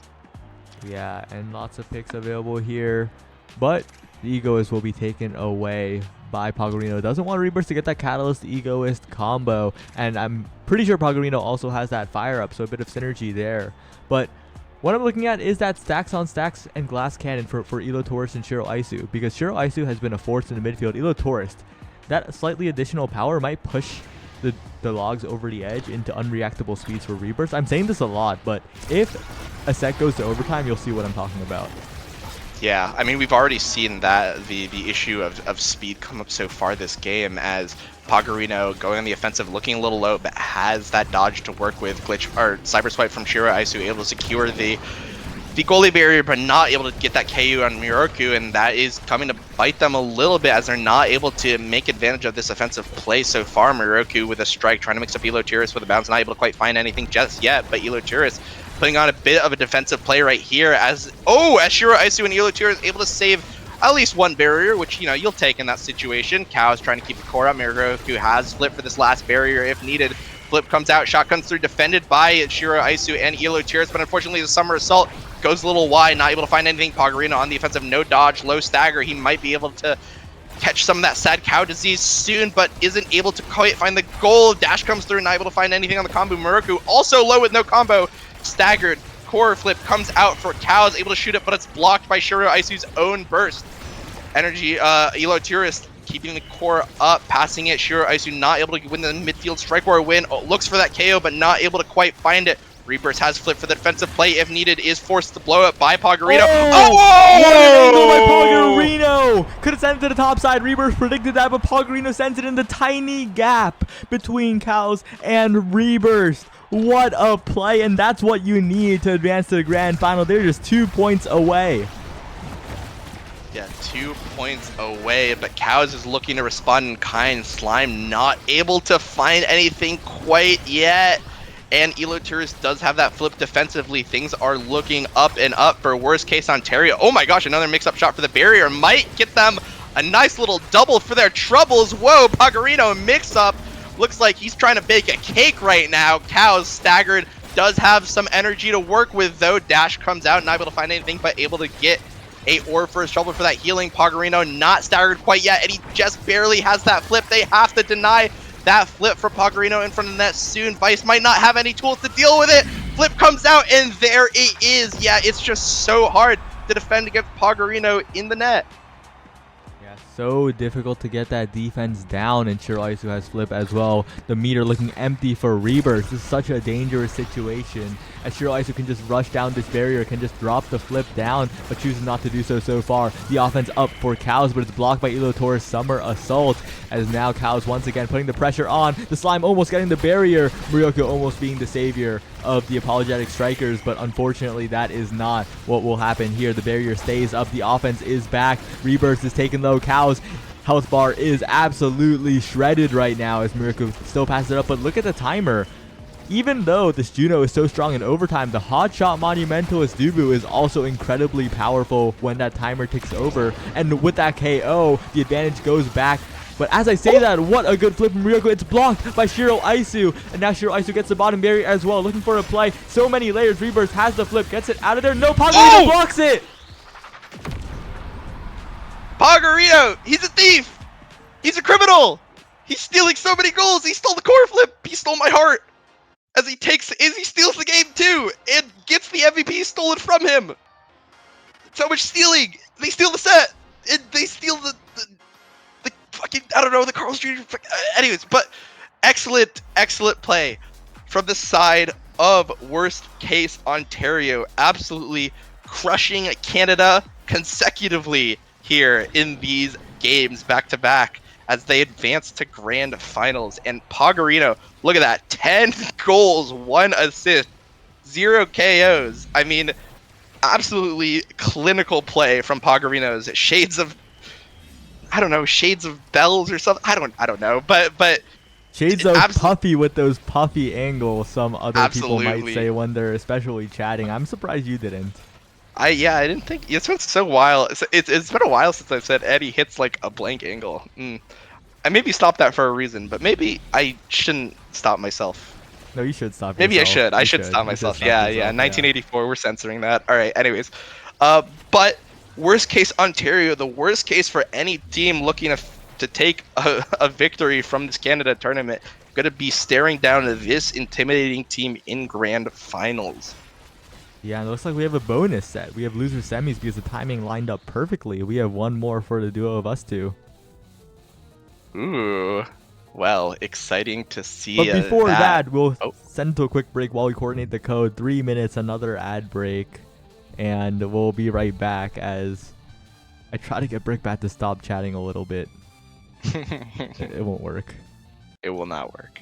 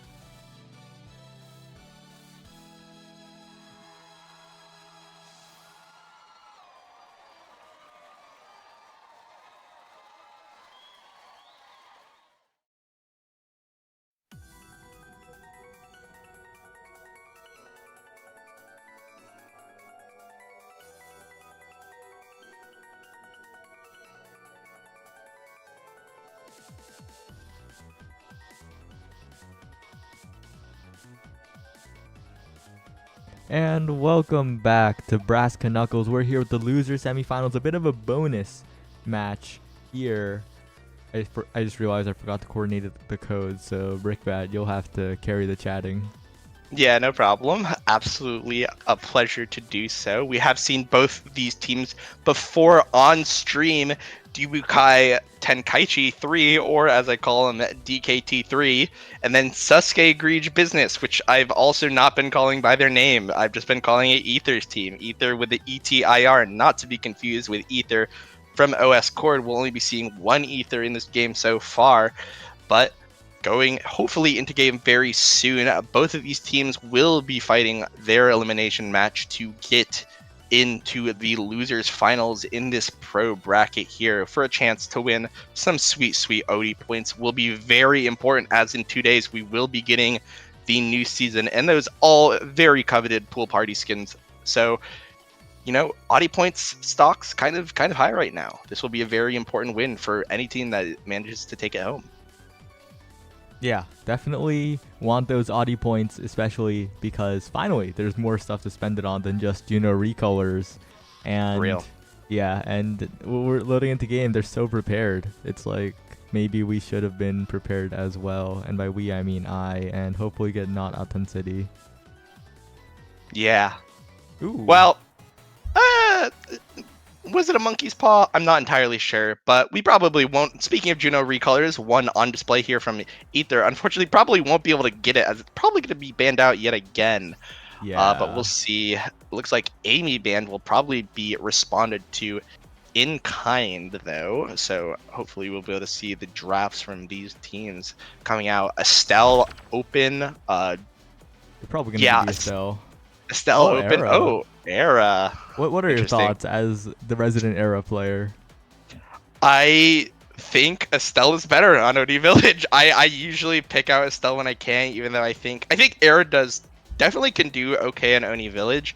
A lot of open spaces that allow her to get dribble plays to set up for tornadoes and stuff like that. But I definitely don't think that she's the dominant midfielder on that map right now. I think things like Estelle are able to kind of help with that stuff of that last barrier a lot more. And at least in solo queue, I find that very, very, very helpful. Yeah, and it's kind of telling that one team has picked the Estelle and basically the same comp otherwise. We'll see how it turns out. Let's look at the starting awakenings as well. Not the most egregious, not the craziest, just aerials and peak performance. Yeah, a lot of speed though. For the Flutterfly from Ether, a little bit of speed for that peak performance, maybe setting them up to move to the gentrified Stagger suburbs. Ether, though, going on the offensive, able to use that Bewitching Beam to take that last goalie barrier over Ruska, Shades of Estelle or something. Ruska on the defensive, and then NATO comes out, not quite able to find a critical Strucker win from Whisker PNG, able to save the play, as Lunchbox might be rewarded for their trouble. Only gets a single goal barrier, unfortunately. Ether with a dribble, though, trying to build up his foreflip for the next defensive play. Whoa! Yeah, as I guess Ether a little bit caught off guard or something, as Lunchbox's Path Splitter comes out, able to get it, forcing that defensive core flip, but Lunchbox able to get into that position to mix up Vago 101, not able to react in time, so close to the net. Yeah, definitely hard to react to. You have to pick a side, and even if you do pick a side, Lunchbox has a lot of time to wait with the slowly rolling core as Whisker on the Kai ward. This is the one map where Kai forward is pretty viable on. Definitely trying to play it in a more defensive way here. Kind of second goalying for Ruska. Yeah, and unfortunately the second goaling will not be enough, as they do indeed lose that first barrier. Deathgun able to keep it up by switching it into that corner, sets a tier up for a snipe with a Bewitching Beam, and also another snipe from Vago 101, able to send Lunchbox off the net, and sends Ruska into his demise in his own net as well, as they get their first goal of the game. Yeah, and that's why I think the Stagger suburb isn't as big of a deal here, because most of the KOs will be from knockback alone, right? Not really a damage-friendly map where you can just run away, and it's kind of hard to hit people. Yeah, not to mention that Era and Asher, until they get those awakenings, won't be putting out too much damage, but anything can happen when an Asher gets a tempo swing. Oh, but a good position from Ether, able to set him up to get that first goalie barrier down, 1-1 for the side of both teams. Vago 101 does have flip in case he needs it. Looks like he's going on the offensive, but decides to go otherwise. Good setup from Deathgun, able to get that stuff in against Ruska as the goalie barrier opens. Oh, but Lunchbox almost responds in kind. Unfortunately, not able to find anything, but does get Vaga's core flip for his troubles. Atir with a Shrink Ray, able to set him up for the Strike Roar win against Whisker. Tries to be a little bit patient, but Whisker predicts it, able to get it past, and the good barrage, able to get the nets open for both teams now. Atir with a pass up to Deathgun, unfortunately doesn't send it the way he wants it quite yet. Deathgun not quite in position to get that strike off just yet. Ruska with a flip, sending it through, but good positioning from Atir, able to realize where it was going. Atir now able to keep it up, and Ruska with no cooldowns, no speed trainings, not able to catch it in time with that sped up core in Oni Village. Yeah, what a great Strike War win for Ether. That was the decider right there. That Strike War with Whisker on the bottom side and just creating such good situations. Utilizing the speed so well as now Ether looks for something. And that push doesn't get the bottom barrier somehow. Great defense from Suscage Egregious Business, but Lunchbox with the Path Splitter. These Path Splitters have been absolutely devastating on both sides so far. Yeah, definitely no path left unsplit as Ruska tries to get a pass to Whisker PNG, but not able to do it. Has to respect that Maelstrom from the Era. Ruska, though, able to use that eject button to get in the position he needs, but it's not enough. Able to save one barrier, though, from a good Strike War win. Ether trying to keep it up, and a flip from Deathgun, able to come out, but almost sends it into his own net. Vago 101, though, able to respond. Whisker PNG trying to get it forward with a barrage, not able to hit the core.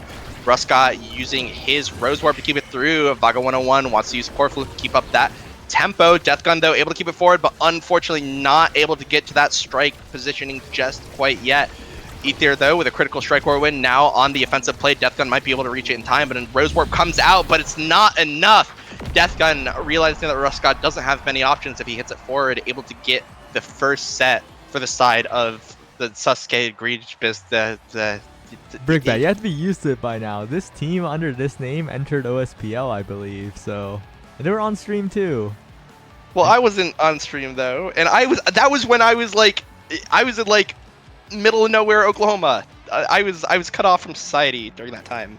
Yeah, well, Castellast first pick. Ether gonna be very happy with that one, as Missile Propulsion is an important pick for Vaga on this map. That extended range will help in the barrier pushes quite a bit, so look for Vaga helping out there. Yeah, definitely, especially too stacked onto that aerials. I mean, basically his abilities will be probably cross-map now, especially that Giga Blast will be a little bit of a Beretta 50 caliber. Yes, I said that. I played Call of Duty. Ruska, though, on the defensive now as Whisker PNG is sent off the map. Lunchbox trying to respond in kind, but not able to find the sweet spot.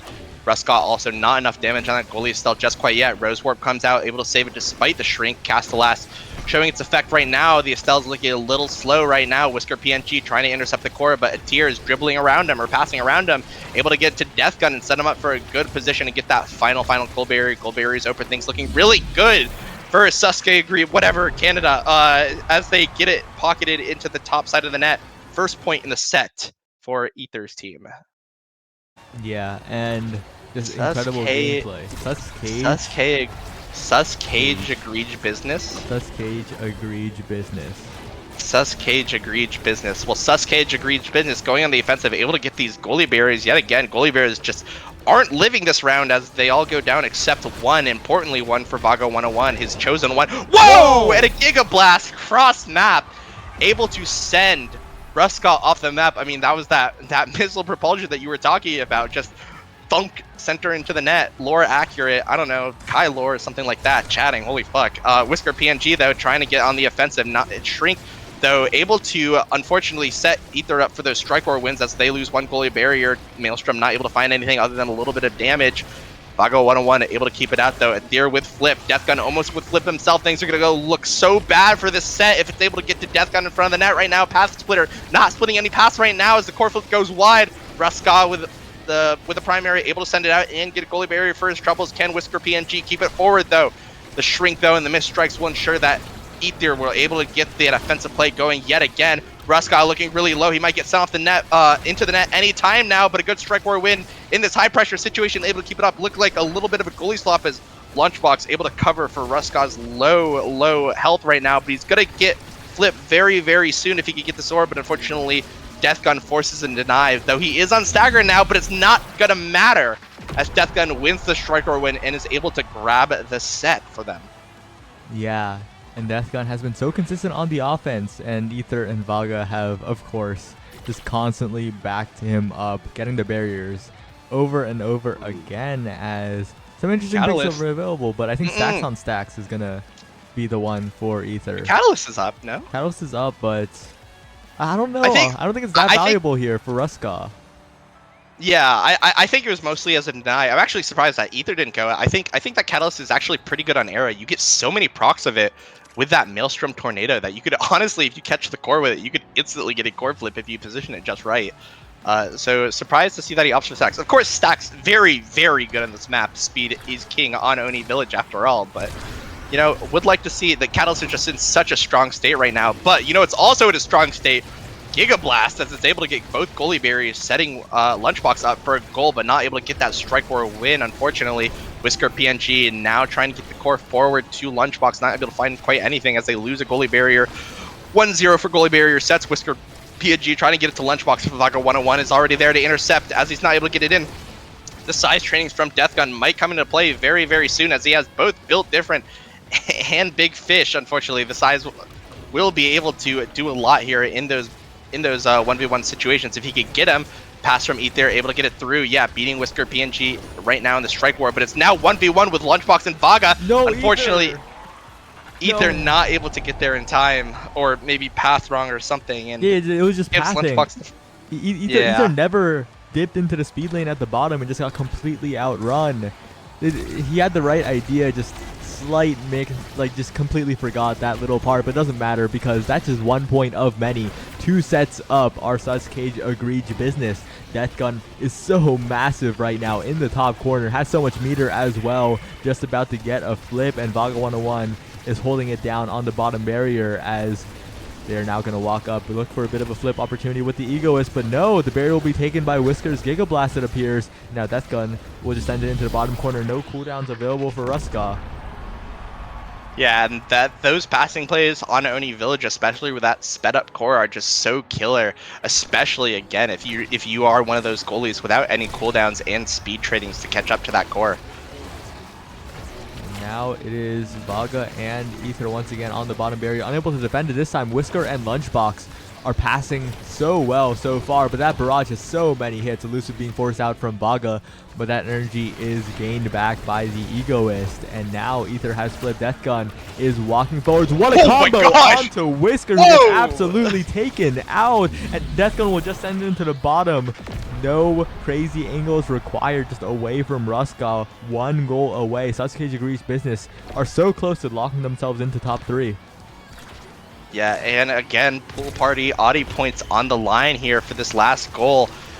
1 goalie barrier does go down, but 2 is added to it with Death Gun. Core flip comes out from Lunchbox, not able to find anything, and things are looking bad for the side of not for Tenkaichi Thank 3. you. Yes, Canada, get better names. Jesus.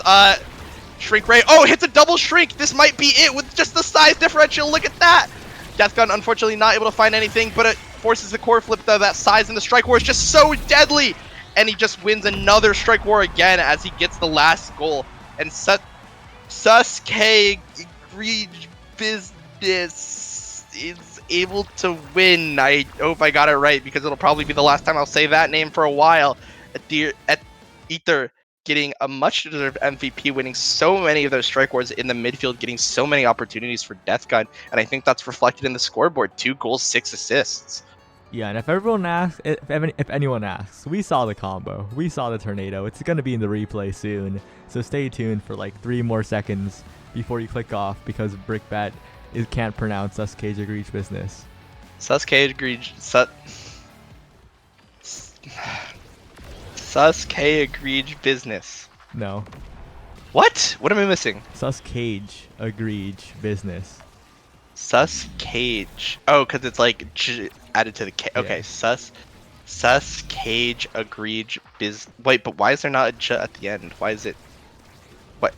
Cage Egregious Business. Because Sasuke Egregious Business is too long. It doesn't fit on the scoreboard, and so that's why they're considerate. They're Canadian.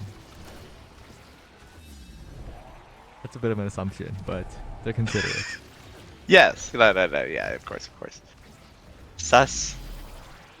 Whatever. I'm off the cast soon anyway. Cage Egregious Business. Excellent work getting themselves into the top 3, getting them ever closer to, I don't know, Lifeguard Ash or whatever, the Estelle or X skins are or whatever. Good work for them. As they will get into, I believe, losers finals, which will be coming up next, which we will be transferring over casters soon. We will be seeing Saya again, but I will be replaced with, I believe, someone who will certainly not chat with Saya here and will not be, Oh no. will not make the same things as well. Open parentheses, foreshadowing, close parentheses. But yeah, I will skip all the wrap-ups because you probably won't be able to find me on social media as I don't have many things, but you could find me in the solo queue ladder, hopefully, as I try to grind to a mega. Unfortunately, I'm mid-Chally 16 right now, so probably won't happen. But before I get on that tangent, thank you all for showing up and watching. I have been Brickbat. I have been joined by Saya, but Saya will be back.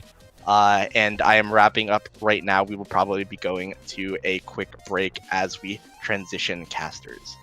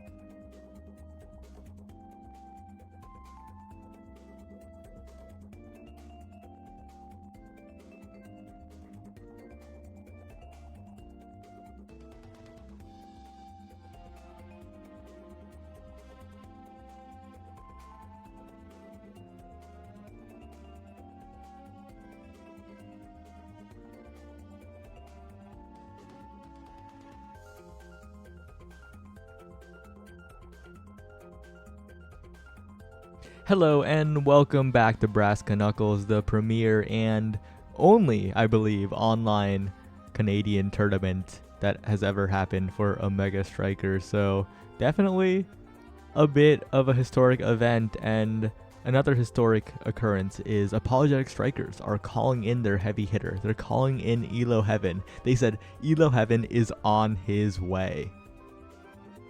Yep, and hopefully he's able to bring them to heaven, or I guess the championship is the goal here with it.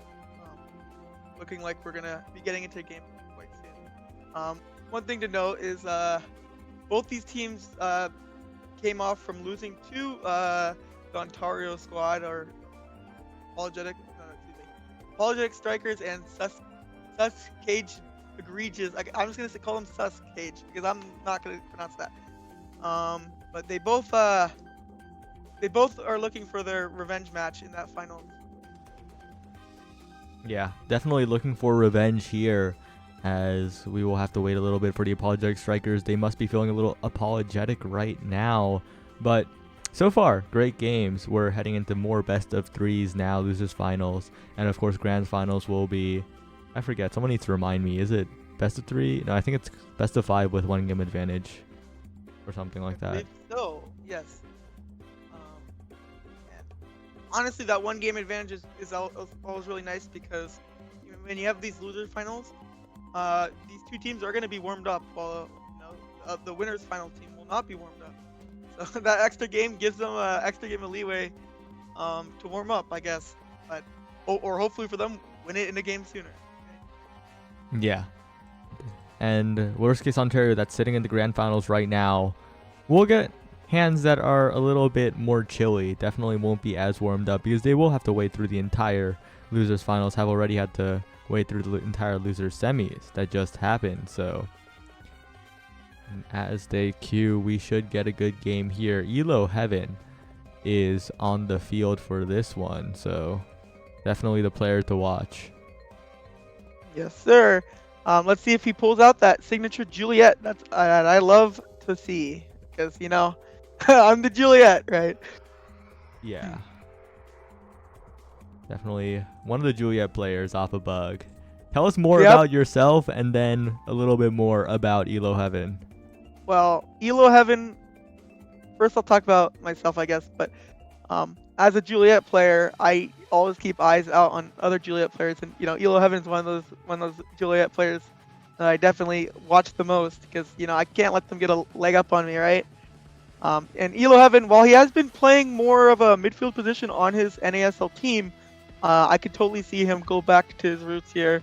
When it really counts here in the losers finals, and become that heavy hitter that Saya was mentioning. Because if they're gonna win the entire thing, something needs to change, and that could be the change they need. And it looks like we're getting into our game now. Yeah, Demon Deus, a very violent map, as you can see. X being immediately hovered by Deathgun and Vice immediately being hovered by Ether, but their ban right away will be that Luna. Yep. I wonder if it's a specialized training or extra special or a Deadeye that warrants it, but Luna can definitely be very dangerous in kill comps. Yeah, but Vaga getting that signature Kai. It'll be interesting to see what gear they pick on this map. I saw some Pauldron's ideas floating around for Kai here, but definitely not the first goalie you would look at on a map like Demon Deus.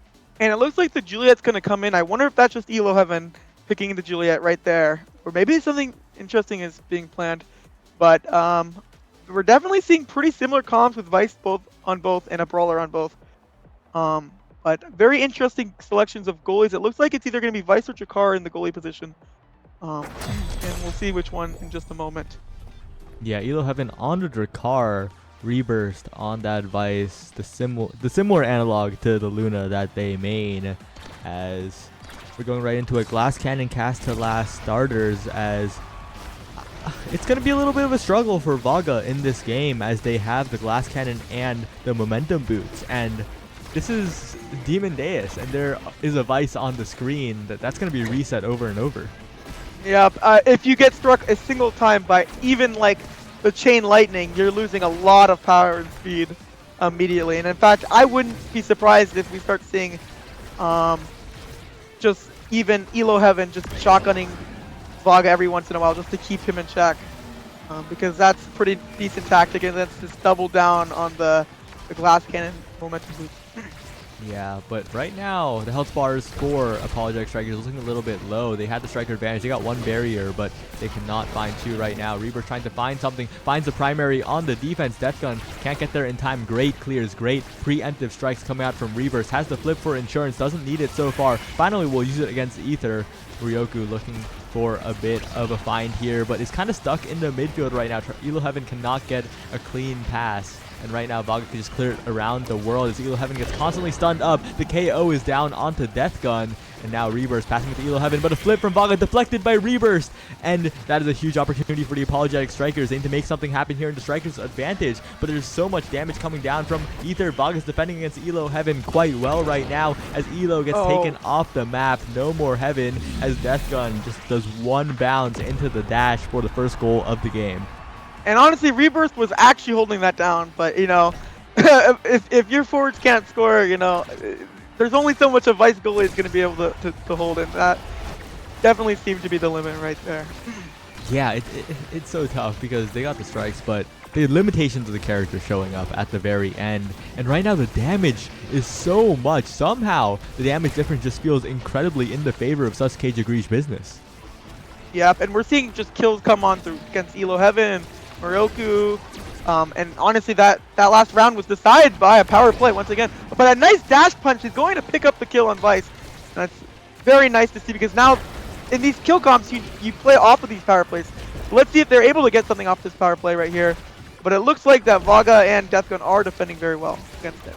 Yeah, and Apologetic Strikers have had the striker advantage quite a few times, but they're just unable to convert on the power plays. It's always Ether standing there in the midfield most of the time, just completely locking it down. Vaga defending the barrier quite well. Yet again and again, Ryoku does have cooldowns here. Goes for something, but a great Giga Blast by Vaga. Up to the top side, defended by Rebirth. Strike War win, and shotgun for Elo Heaven. But what a primary from Ether to get that goal. Perfect angle as well, catching Rebirth off guard. And honestly, when both barriers went down, I was like, maybe it's their chance. But Ether says no, and freaking snipes it through the top corner into the net. And very good job by Ether.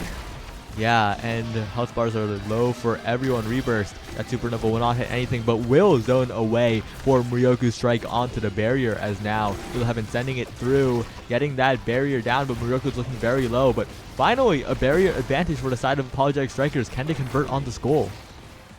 Yep, and Rebirth does have flip here, and he has a lot of room to work with double barriers. So even if he messes up, you know, it's not too big of a deal. So I wonder if he's going to move up a little bit here and try to take an offensive stance here. And another kill goes through, it's making this another power play. Let's see if Rebirth actually does have to use this flip to convert. Oh, and he uses the flip but doesn't even get the core. Yeah, completely baited by Ether, but now Ether is the one who is taken off the map. Elo has the flip here in such a good position to use it as well, but whiffs it completely to pass to Elo. So much faith by Muryoku, and that faith is rewarded. That combined goal with the follow-up from Rebirth means Apologetic Strikers have a point on the board. Yep, and honestly, it's almost looking like this Julie is a midfielder because there's a lot of passing going on and not as much stuffing. So it's kind of interesting that they chose this this setup of picks. Elo Heaven on the Jokar rather than the Juliet. But it seems like they do have some decent synergy in terms of passing. Let's see if they can convert the goals with it now. Yeah, and now the core going around the world a little bit, being curved around by the sound waves from the speakers as the defense comes in, but a KO onto Muryoku. A power play forces Cage Agrees business to get both barriers, and now it is Deathgun and Ether looking for a passing play in front of the net, but Elo Heaven will interrupt it for a moment, but a KO onto Rebirth means that it is not enough. Deathgun gets the Strike War win, slowly rolls the core in, and such Cage Agrees business take the lead. Yeah, and you love to see it. And if you saw that cast the last stun on that Vice goalie, almost entirely set up that goal. Literally locked her out of the game for like 2 seconds there, and it's really annoying to deal with that for sure. Yeah, a lot of picks available here. We'll offer to build different, leaving the prime time on the table, which means that Kai will offer the missile propulsion, denying it from the Drakkar. And now it gets a little bit interesting, right? Will that big fish be denied? Yes, and now the Juliet is left. What are your thoughts on Super Surge Juliet, by the way? Honestly, on this map, I would always take perfect form because you're consistently hitting a lot of people. However, there are definitely places in time for Super Surge, and it could have been an interesting, I guess, wild card to pull out there, but she chooses to take the perfect form regardless. Yeah, a bit of creative dribbling from the entire team of Apologetic Strikers, saving the core, but still losing a barrier as Rebus goes for the stun, but that barrier is quite unfortunate as Deathgun is healing up with the primary, surviving, not getting hit by the dash punch. And now Ether and Deathgun consistently putting on the pressure. The core has been trapped on this half for the entire point. Yeah, I mean, Oh! it's gonna end up going in there too. Oh no. Yeah, just But like, completely sniped. and Vice just does not. If you're playing Vice goalie, you do not want to be playing with the core in your net the entire game. That's just not how you want to be playing. You want to be creating an offensive pressure, getting this damage consistently on their team. But it's just not happening. They do not have the core control they need with Juliet playing midfield almost, and and they're not even able to score on the attempts they have. Looks like they got a barrier though. Yeah, but barrier is traded back on their side. It is a striker advantage for the apologetic strikers, but Ryoko has to play a little bit careful. He cannot get taken out here, or else it'll be devastating. Great flip from Rebirth to save the barrier. They get the barrier as well, and now they're looking to score. Elo Heaven barely staying alive in the corner. Once again, the offense stalls. They take so much damage. Yeah, I mean, the damage is just coming out. Every time they get some sort of offensive power play, they're too low to do anything with it. And they're just not able to convert on these power plays. And wait, never mind. Morioka says, nope, you're caster cursing here today. And I'm scoring with a nice punch right up the top corner.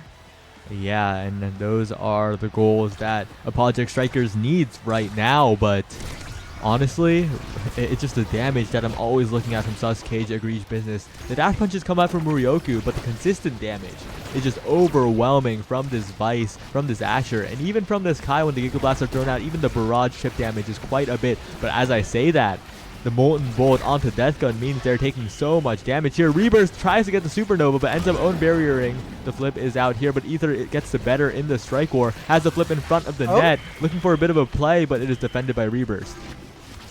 Yep. And they're going to get one barrier out of this, but once again, they're too low to make too much out of this power play. And oh my goodness, Vaga almost scores himself. But nice catch by Rebirth here. Nice strike war by Muriko to get that barrier too.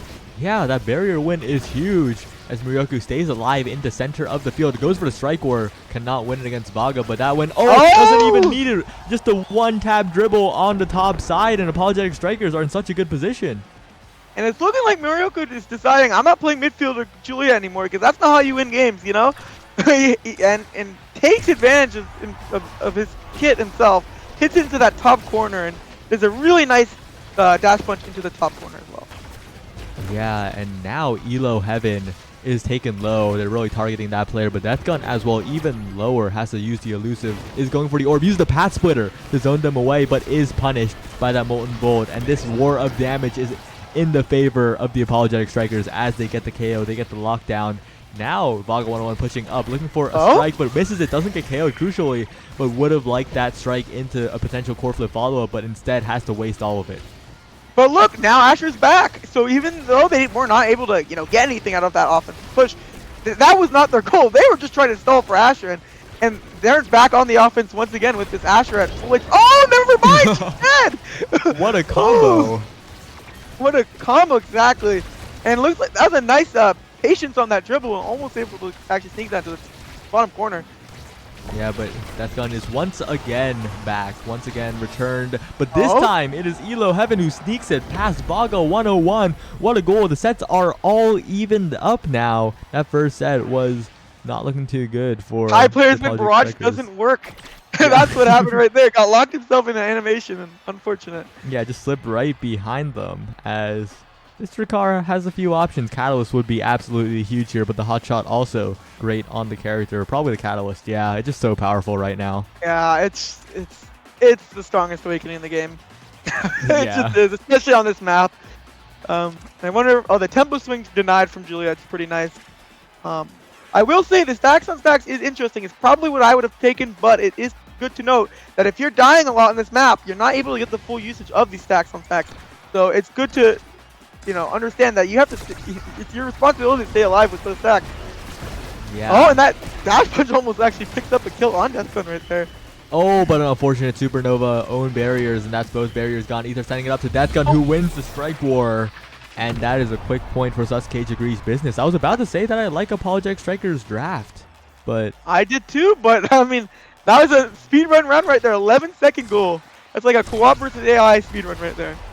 yeah. Sai knows about those for sure. Yeah. going for world record on the Demon Deus point right there. But right now, it is Vaga101 stuck in the corner. Will Giga Blast it out, send it to Reburst as now Elo Heaven is lurking, getting the shotgun, going for the flip as well. Both barriers taken by this Drakkar as expected. The player to watch, the player with the name brand, the North American Strikers League core overflow member. Vaga101 loses track of the core but is able to catch up in time. This time Reburst with the flip, so confident, steps up and sends it through Ether and Vaga to even up the scoreline. And this is what I wanted to see. I wanted to see these offensive Vice plays. When you pick this character, it's an offensive goalie. You know, you don't have as much defensive prowess, but you have a lot of offensive prowess. You're almost like a third forward sometimes, and that's what I like to see. Just getting in there and flipping it into the net. Yeah, and Vaga now can do that as well. Has the flip, has speed as Kai, but Death Gun is once again taken off the map. Reburst picking up that twin drive in the last trap combined with the cast to last. Just has so much ability to stun up someone near the wall and just get them insta-killed by Muryoku. And I like that patience by Muryoku too to get that barrier, but you know they're now on the defensive again without any barriers, and this Asher is really dangerous and it's gonna kill the Vice, but they was not able to put it into the net. Let's see if they can defend here. You know, defending for less, but they're gonna miss the core. Oh, yeah, unfortunate. Great follow-up by Death Gun onto the core. Elo Heaven didn't have many ways to clear it, really. Muryoku kind of wanting a pass up, but still, Death Gun was there. Yeah, especially when you're not the goalie player on the team. It's definitely, the pressure's on to save that. Oh, and a nice kill by Aether! Aether to remove the stacks on Juliet. That's going to be pretty big. Yeah, Sasuke's Egregious Business now looking for the push here, looking to take the lead yet again. And Death Gun and Aether combined for the first barrier. Vaga101 pushing it up, pressuring Reburst, doing a bit of damage, but more importantly, burning one charge of that Thunderstruck as Vaga wins the strike war, spaces back to knock it stunned up, knows how important it is to knock it stunned up and insta-KO comboed by that cast of last Vice. Yep, and Muryoku's playing a little bit low right now, but is also looking for this dash punch on Aether. Aether actually sees that and evades. But the damage is coming through here on both teams. I think overall there's a little bit more damage right now on the players of Apologetic Strikers, but it's pretty close overall, and you could see them, both teams going low and having to pick up orbs here. Yeah, it's a little dangerous. Death Gun goes for the dash. Oh, what a pass by Vaga, runs all the way up to Death Gun, who's in the center in the perfect spot. And Sasuke's Egregious Business are up 2-1. Yep, and let's see if this draft is going to be the nail in the coffin, or, you know, maybe it could go the other way, and we'll see around 5. Let's see here. Yeah, definitely going to be interesting to see this one, but a lot of picks here. Stagger Swagger, I think, will be big, but honestly, the rapid fire buffs come in, and that's a 40%, you know, increase to you. I like the rapid fire over the Stagger Swagger because the ways that Death Gun are dying, Death Gun's not being chipped out. Death Gun's being 100-0'd by a Vice stun. So Stagger Swagger's not going to do anything there, while rapid fire would make the Vice like uncontrollable. This is prime time Vice. And you also have Vicious Vambrace. The more abilities you're getting off, the more health you're getting back. So you don't actually need that Stagger Swagger as much if you're able to primary 40%. Let's cool down. Yeah, let's cool down. I'm not sure the exact math on how many more primaries you're getting off, but you're definitely getting more primaries off. So. Yeah, definitely. But right now, Death Gun is off the field. No more primaries for them for the next 5 seconds as Reaper tries to get a pass. But amazing Giga Blast from Vaga. Barrage up past the dash punch. And now Aether and Death Gun looking for the KO. Death Gun gets the combo onto Elo Heaven. Has so much size to work with, but Muryoku wins the strike war. Keeps possession there. Stalls out so much. Now 5 seconds left on the respawn of Elo. Death Gun does get the barrier, though. They have to be so careful right now, but the Drakkar is back. Whoa, what a redirect by Death Gun. Or wait, was that Chain Lightning?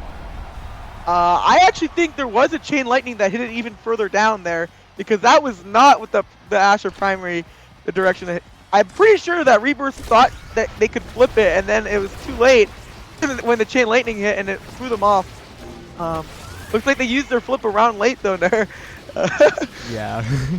And now Aether is heading in with the damage, looking for a bit of a play But right now, whoa, wait, that hit the barrier as well, and Vaga gets the KO onto Murioku, consistently resetting the stacks, and it's looking so good for Sasuke Agrees business. They're snowballing. Oh, and another kill, and honestly, this rapid fire is coming into clutch. These primaries are just coming off cooldown over and over and over again, and like honestly, this Asher is doing more damage than this Juliet is right now. It's definitely entertaining to watch. Yeah, Death Gun, such a big presence. Ooh, we mention it so much, but Death Gun was on that LPT's roster that took down Quest. That massive upset that happened in the lower bracket of Liftoff, you can't sleep on them ever. As right now, the Juliet player for sure, yep. And they're on the Asher player this time. That's interesting. It's nice to see them open their pool more, and that's going to go in. And enough chatting by me. That was a nice shot by Death Gun. Yeah, Death Gun has just been so consistent so far. Vaga, incredible on the defense, and Ether with the damage follow-up. Such Cage agrees business. Make it past, for the first game at least, the Titan of Elo Heaven and the consistent players of the Apologetic Strikers for now. But game 2 is where the Apologetic Strikers will really need to get it together. Yep, and that's for sure. It is a best of 3 though, so as Sai said, there is going to be time to discuss strategy. And maybe the map was unlucky. Maybe they didn't like the Awakenings. Maybe they'll get luckier, or maybe they'll have another strategy in mind. Maybe Elo Heaven will take more of the brawler position or something. There's only only time will tell. But stay tuned for this next match. Yeah, and this is an incredible week of Omega Strikers, by the way. The reason this was hosted today is because there were like no free days this week. Basically, like we would have loved to have Joker and Bells here, but they went to LAN. I was also at LAN. I got such little sleep, but whatever. The issue is there's this today. This was the only free day. Then tomorrow there's a potential NASA stream by Vaudable, and also something that Vaughn is looking into hosting. And the day after there's Knowledge Gap on Wednesday. And the day after, there's OSAS on Thursday. And on Friday, I'm not sure if there's a Big Fish Friday, but probably there's a Big Fish Friday. There probably is. And then on Saturday, there's the North American Strikers League. So it's a week full of Omega Strikers. And guess what also comes on Thursday? You know what? The next season of Omega Strikers, there's going to be a lot of interesting things coming out. And I think everyone's excited for that. Sai, what are you looking forward to in that from what you know so far? Yeah, I'm looking forward to a new battle pass because I'm interested to see what the free skin will be. The free skins so far have been hit or miss. Like Rosie Dubu, I think, is one of the best skins in the game.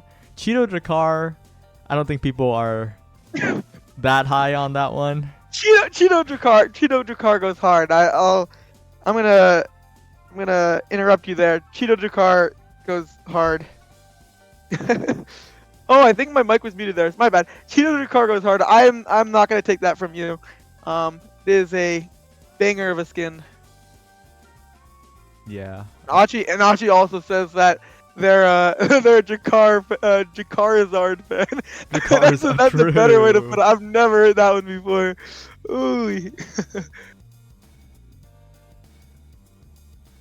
Yeah. Oh, sorry. I had to type a quick message. What was I about? I lost my train of thought. Yes. Okay. New stuff. Yeah. As I said to Brickbat earlier, but excited for new skins. It's been quite a bit since new skins because the only ones we've really gotten recently are the recolors, the Cafe Juno. Which one's the most exciting for you?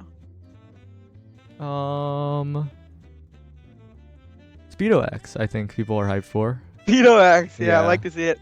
I like that Dubu skin a lot. I think that Dubu skin's gonna go hard. Yeah, I like the Dubu skin too, but I don't know. I just think like Dubu has a lot of good skins already. I mean, I agree. There's also the Juliet skin. I'll definitely be looking to pick that one up from the Odyssey store. But I definitely think there's some nice skins coming out, and there's also a new character. I wonder what they will be able to do with their kit. They seem to be on Rasmus's lore team, which is interesting. Finally, he gets a new member. He's not alone anymore. Yeah. So a little bit of context. We are currently waiting on a slight delay with a substitution, we'll get into game soon. Apologetic Strikers versus Suscage, agreed business. We're not cutting the break, even though this sounds like I'm gonna cut the break soon. I'm just here with Appabug, chatting it up. I should probably go eat like lunch soon. Yeah. Lunch for you? Yeah, second Wait meal a of the minute. day. I don't know where you are in the world for right now to be lunch, but I'm in the you're East definitely not in Coast. Canada. You're definitely not in Canada, that's for sure. But Yeah. nor am I by that logic, so I don't know if I should be talking. Yeah, definitely not a Canadian-filled voice call that we have here. There's only one It's- Canadian, and they're deafened and muted. And specifically an East Canadian, because if you're West Canadian, you're not welcome here. Actually, That's quite unfortunate. unfortunate. Maybe there'll be a West Canadian tournament soon, or maybe It's figure it weird, right? West- Because there's no West Canada server. yeah. Yeah, that's the issue, because they'll just get sent to like California. Yeah, usually Oregon. Oregon is better for Hmm. most of the Canadians, but it's pretty close. They get pretty similar pay. Oh, but we're starting. So any Oh. impatient people in chat, now is your time to do a little bit of chatting that the game isn't starting, because it'll start soon, and then you'll no longer be able to. Yep, and you no longer have to hear us chatting it up, talking about new skins, because you'll be able to see the gameplay now, finally. Yeah, now it is Kenclam subbing in instead of Murioku as Elo Heaven stays, and Elo Heaven's flexing to a bit more of a forward position here. Yep, and that's what, honestly, that's what I was, thinking that they were gonna do originally, but they chose to stick with the midfielder position before. But now it looks like that was what they're gonna switch up. And said earlier, maybe that might be the plan, since Elo Heaven wants to take more of a commanding position over this match. It looks like. Yeah, and Rebirth will be allowed the Luna goalie. This is massive. Yep, definitely one of the signature picks of Rebirth. So it's good to see it coming in here. It was banned last game, but this time looks like they're running back a pretty similar comp to what the other team ran last game, but instead they have a few nice additions with the Jakar. Yeah. The big thing is that Ether era that really could not be picked on the Demon Deus due to a little bit of a damage difference coming out, but this is a tale of two starter awakenings, one team opting for triple tempo swing, the other for that triple timeless creator, and who could blame them? It really depends on what is picked here. Yep, I mean, honestly, I could have never guessed that this was the the two awakenings, but it totally makes sense in hindsight. Both of these teams love both tempo swing and the creation awakenings on the respective characters, so it's good to see. It's also good to see a variety of. Oh, it looks like Death just put it in. Yeah, what a great tornado from Ether. That slight size boost from the Timeless Creator completely blocking off that corridor, and Death Gun could just slide it in. I was saying earlier, it's good to see like a variety, because Asher can take a lot of awakenings. It's good to see, both Asher taking different awakenings, so we can actually see the difference of their playstyles, perhaps in this draft. Yeah, definitely. And that healing doing a lot for Ether, who is staying alive, not getting KO'd here. So many cooldowns burned by the Apologetic Strikers. Another tornado comes in for Ether. You're going to see more and more of those as the game progresses, as Ether takes a lot of damage from the Luna. But importantly, Tempo Swing not that great on Luna. Doesn't have many hits to go with. Yep, and also has a pretty low base stagger. In fact, the lowest in this game currently. And Tempo Swing does damage based off of your stagger. So if you're not going to have much stagger, you're not going to do much damage off this Tempo Swing. Yeah, Reverse flying in though, and that scoring prowess is still there. Elo Heaven getting the better of Vago with the strike war. It's all evened up. As expected, these two teams so closely matched. Yeah, I mean, even last game was quite close. Despite it, I believe, being a 3-1, definitely felt like it could have went either way. Yeah, last game was a little weird, right? Murioku started off playing a bit of a midfield Juliet while Elo Heaven kind of played forward. Then later on, they swapped to Elo Heaven pushing forward more. Elo Heaven midfielding for Murioku. It worked out for a little bit, but eventually Suscage Agreed Business were the ones who outscaled on the damage. But right now, the flips are coming in. The barrier is down. Elo Heaven in the face of Vago 101, who has to heal himself with that special. But right now, Death Gun just completely walling off the side, stalling so much time. Ether comes back, and now it is just such a good defense with the error. But Vaga is very low and has no ult, I believe. The question sometimes comes, oh, Death Gun's almost dead too. Oh my goodness, the damage is coming through right now. Oh, and nice patience on Elo having to wait for the strike. That's a checkmate right there. Yeah, and that wasn't even a strike war scenario. It was just Elo Heaven could just stand there forever, basically. Plenty of time to react with the strike box. Yep. And honestly, even if Vaga chose not to strike it, the primary was gonna kill him in just a second too. So it's nice to see this using their tempo swing damage to their advantage to pick up the kill. And a nice kill from Kickbam. Beta Drakkar. Dude. Yeah. And honestly, it looks like Beta Asher too. If you look at this damage, it's pretty crazy. Yeah, and now Ken is going in, but right now Death Gun is already back, trying to pass the Ether, trying to get a KO, and Ken will get caught. Ken Clam taken off the map for 10 more seconds. Death Gun getting the barrier as well. They're trying to get this point here. Elo Heaven is shrunken, is small right now. The additional speed helping Vaga on the defense. But Ken comes back, and now it is that defense. Oh, what? The last tick of the revive gets Death Gun? Oh, here's the flip here, though. Oh, nice shot. Bottom corner. Right shot is just off timing. It's really hard to time that, though, so no one can really blame Vaga there. We're gonna go to this first set win. Yeah, big draft coming up here. That Elo Heaven Asher getting the first pick is so important. We'll opt to... I'm not quite sure, actually. Okay, goes for Rapid Fire. Looks like another Rapid Fire take. We saw that last game. It was to a great effect by Death Gun, and it looks like, that's just going to come on to this side. And this buff to Rapid Fire has really raised the appeal on a lot of characters for it. I mean, it's a pretty significant buff. A 7% increase to your primary is actually pretty significant. Yeah, and Reburst also sneaking away with the Twin Drive. Both denial onto Vaga, but also one of Luna's best in slots. Luna Goalie's best in slot, a lot of people would say.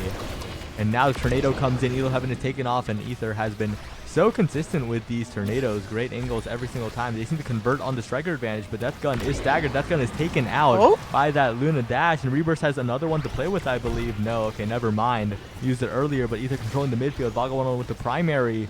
But then again, it is just Elo Heaven walking it in. No, still defended by Vaga and Ether. Oh, the damage is just keeps coming through, by the way. Death Gun just came back to life, and it's dead again! And Vaga's almost dead, too! This damage comp is actually coming... Vaga's dead! Yeah. Oh my goodness. Yeah, so much meter burn, especially because you have to elusive the Path Splitter. It's so strong. You combo 3 hits. And the tempo swing plus Path Splitter damage is unreal. There's a reason why a lot of Asher players just say that this tempo swing is their best in slot. And it's because of how much damage that combo does.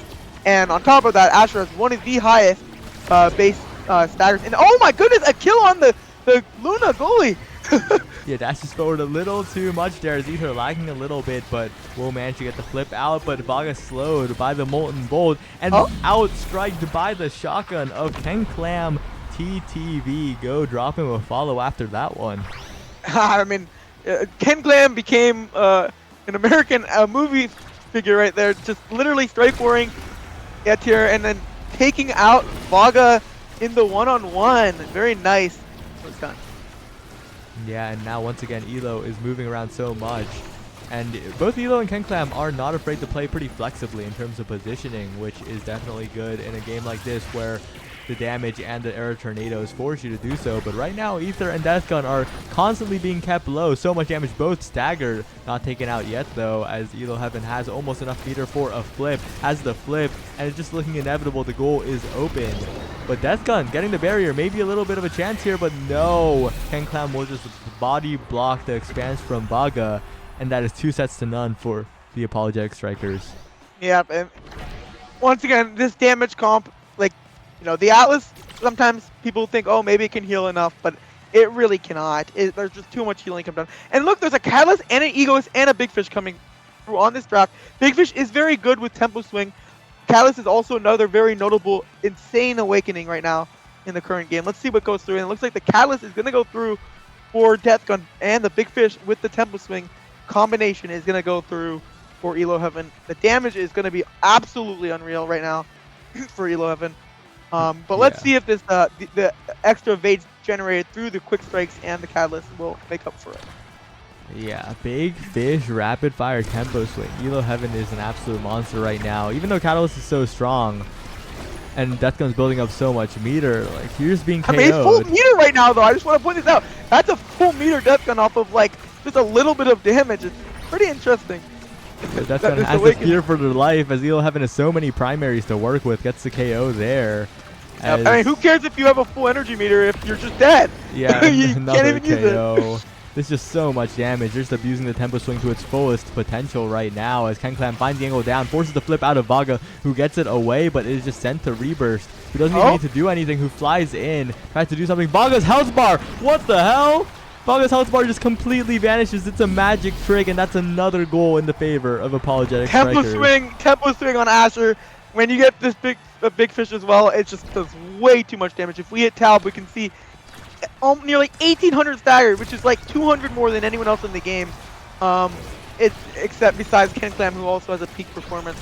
But still, it's absolutely ridiculous how much damage this tempo swing is doing on top of just the base damage and the rapid fire in CDR as well.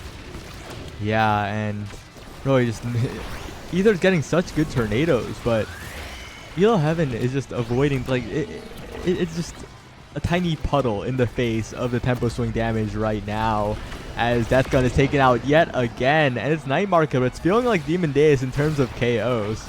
Yeah, I mean, Night Marker is a notable though KO map with KO comps because everyone is clumped up. Oh, that was a. I don't think Vega saw that coming. I don't think anyone saw that one coming. But the Asher's looking like a Juliet right now. The Asher's looking like a Juliet and Zentaro combined right now. Really. That's what I'm saying. Holy cow. Yeah, I was at LAN and people were like, this Asher character, every Juliet just needs an Asher because this character is so strong. Yeah, that's what I'm saying. Whoa! What a snipe by Reburst! The dribble is going to be punished by Elo Heaven, but I mean by Death Gun. But that was a nice shot by Reburst. I don't think I thought that was going in. I thought it was just a nice snipe, but. Yeah, I thought it was just going to send it to the other side of the field, but it just finds its way between the wall and the expanse. But Reburst, no, flies in yet again to the tornado. This is Ether's opportunity. Doesn't get stuffed out by Elo Heaven, and that is 1 point. Maybe a little bit of hope for Sasuke Jagreech business. Hey, look, I mean, you know, if you're going to go out in this game, you know, and go to this game 3, it's nice to at least get some momentum. And that was definitely a nice shot to at least make yourself feel good about it. Yeah, like Ether's nados have been so good. It's just they just need to stay alive enough. Yeah. But as I say that, they're taking out yet again. The damage is overwhelming. I've said overwhelming like 20 times already because that's just how much it is. Death Gun taking some damage as well. Vaga has no elusive to work with. Can just be taken out here. No risk. And scored on in the middle of the rescue as Apologetic Strikers even the series up 1-1. And I want to see that post-game damage because those were some crazy numbers. I'm pretty sure Elo Heaven just used one combo and took out the entire health bar of Death Gun and Vaga consistently. It's just yeah, absolutely ridiculous. 21,000 damage on this Asher. Yeah, compared to Game Link, this is just ridiculous amounts of damage coming out from both Reburst and Elo. And KenClam secured quite a lot of KOs as well. But this is just a setup for the Game 3. And we praise Murioku quite a bit, right? But I think the big thing is, like, it isn't that Murioku and KenClam are necessarily better or worse than the other. KenClam is just a better fit for the Elo Heaven duo. Yeah, Elo Heaven, in his roots, is a brawler player. So being able to put someone who is able to play these midfielder supportive characters with this Elo Heaven brawler combo is definitely going to take over the game more than having Elo Heaven on this midfielder supportive duty of Jakar. Yeah, and we're loading the game quite quickly again. these replays will end and we'll probably immediately be in draft. What a snipe, by the way, by a Reburst. Yeah. Oh, but we won't be able to see the final goal of the replays as I'll just send it to the draft. Imi's app coming out, and that favors the side of Apologetic Strikers even more, right? Because even if the Luna gets banned, they can just play Vice, and this is a map where if they can keep the core past the midfield line, they're just so favored. Yep. They can and just play like, the offensive goalies. And something to note though is it is an IME's application without Erasmus ban, so we might see Erasmus coming on through here as well. Juliet's another potent character on this map, but there was not actually Erasmus out of these two characters for the side of the Apologetic Strikers. So there might come a Erasmus on the other side, which could actually take the advantage of the lack of Erasmus. We see a Juno and IME definitely very interesting. But I'm not sure if that's what they want in this matchup. Yeah, no Rasmus. Juliet quite strong, but no Rasmus is kind of wild. Yep. And is this going to be an IME goalie or is this going to be a Juno goalie? I think it's IME. If I think it has to be an IME, Yeah. Definitely interesting to see. It's not being played as often as it used to after all the nerfs, but it's definitely always nice to see one of the older picks come back. Yeah, it's a timeless start, which explains the prio on the IME. Really, that turret's so powerful. As 1-2 punch is the other starter, and these Juliets are going to have a field day with the newly buffed 1-2 punch. Many would say that the buff was a little bit unnecessary. Yeah, as a Juliet player myself, I think it's unnecessary. But I don't think 1-2 punch really did much for that goal right there. That was just a clean shot by KenClam. Yeah, dancing, it felt like, with the primary, sending it back for the strike follow-up afterwards. Just incredibly clean gameplay from KenClam yet again as well. KenClam looking so experienced on this. IME just absolutely obliterating the team of Sasuke Agree's business. The turret will send it back, but Reburst has a lot of room to play with. We'll just slowly pass it down to KenClam, who sends it to Elo Heaven, who has a dash punch. What a passing play. And honestly, Vaga's a little bit lucky because if that core didn't go in right there, Vaga was dead. So it's to keep the energy meter, but does not get to keep the goal. Yeah, and now KenClam has meter, and you've seen them already without meter. Oh, but Death Gun gets the better of Elo Heaven in that interaction. KenClam's meter disappears into the void, and Death Gun finds a pass around Rebirth. Breaks the ankles of Rebirth right there. Yeah, but Elo Heaven comes back.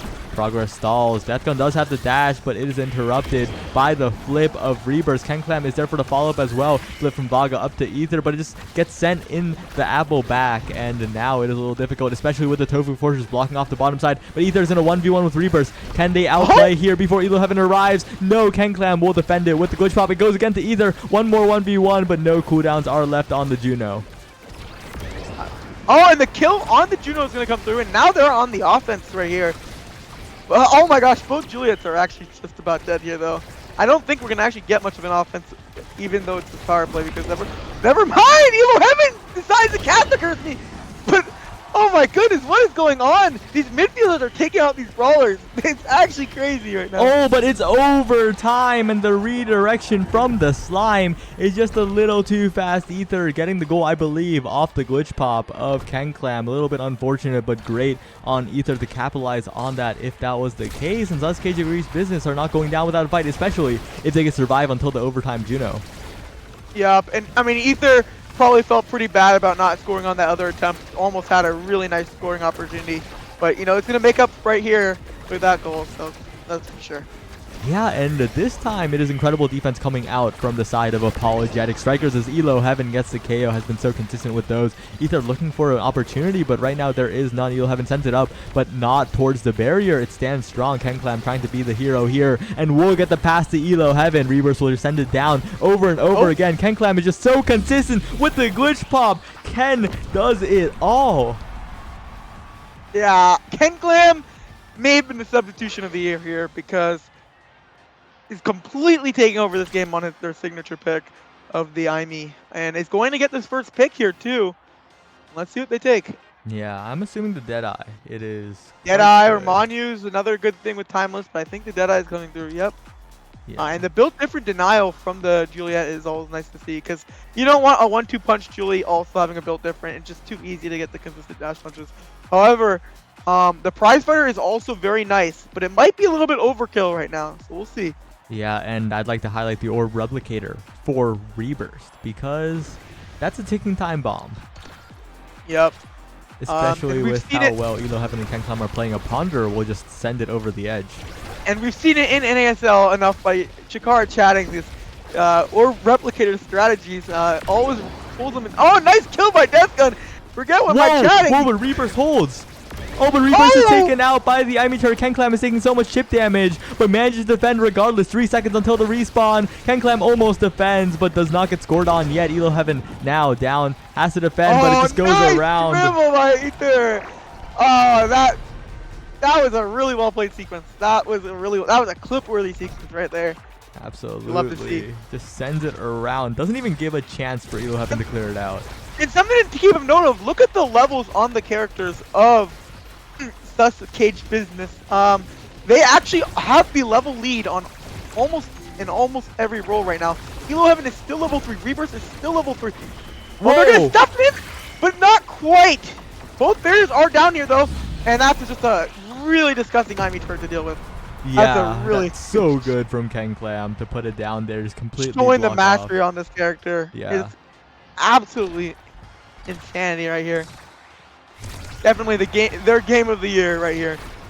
Oh, not quite the kill on Deathgun right there. Unfortunate. And it's gonna take the barrier in response to that. Yeah, and Deathgun has been so consistent in scoring positions. Just has to stay alive more often, taking so much damage. But Elo Heaven is the one taking damage right now, almost getting KO'd. But Deathgun didn't have the punch in time, pulled the trigger a little too early as Elo just dribbles up, sends it back. But Deathgun doesn't get KO'd either. Both these Juliets kind of fumbling the KO opportunities. The offense is here though. There's a lot of slimes even though that went down, but they actually get the clear. Those slimes don't matter if the core isn't on that side of the map. Let's see if they can actually hold out against this forward duo. Oh! What a KO! Oh. And the KO is responded to, but it doesn't even matter. Overextension on getting the revenge means the bottom of the goal is wide open for Kenclam yet again. Kenclam is making these players look like paper right now. Just putting in over and over and over again. And now it is Reburst walking up, getting the Tobu Fortress. And I like how Reburst is playing very safe. Like, is fine to use the cooldowns because as long as it goes to the other side of the field, you have Elo Heaven and Kenclam who are performing so well right now. Yeah, and good defense by Vaga, but will it be enough to? Because once again, they have zero barrier, and Reburst is still chilling with this barrier, and they can't even get it on the side of Reburst. And Elo Heaven is gonna snatch it that goal right there from the hands of Sus Cage Business. Yes, us Cage Agreesh Business looking very, very down right now. One set remains for Apologetic Strikers potentially to take it here. Another first pick, extra special, timeless is inevitable. And the That is wow. But I will say the big fish is going to go over to the Juliet of Deathgun, which is very nice to see. And But Hotshot too. is another thing to note, you know. Yeah, if there's a draft that turns it around, it could be this one because extra special, timeless is scary and it's incredibly strong. But Big Fish Hotshot, those X factors could be it. Yeah, we'll see. We'll see if the extra special, timeless alt will actually prevail, or will this draft actually change a lot of things. A nice score by Deathgun to break the barrier. Yeah, but Vaga has to defend so desperately here. Finally gets it out somehow, and Ether is in position, but no, it just goes right back. And Kenclam getting the better of Vaga in the dribbles. Elo Heaven almost scoring, not quite enough. Goes for it again, but Ether has to find a scoring opportunity here. Has to fish the core out, but it just goes to Kenclam again and again. Up, and the possession is still kept. The strike shot burned. The glitch pop there, and Kenclam is just getting so many strikes on the core, but it's still defended by Vaga. Wow, I thought that ult was going to be the nail in the coffin. Really nice clear by Vaga. And now they're on the offense here. And nice punch by Deathgun right to that top corner. Reburst did not have enough time to react. Very good. But Vaga and Ether on the defense hold on against all odds. And if they can hold like that, well, the Timeless Creator Extra Special, well, forget about that because then they could play offense. Yep, I mean, they have to hold on for their dear life because if they lose this round, they're out. This is their match point right now. Yeah, Death Gun getting so much down. Vaga not losing the barrier as well, but Elo Heaven on the defense will be good. The Rebirth burns the strike.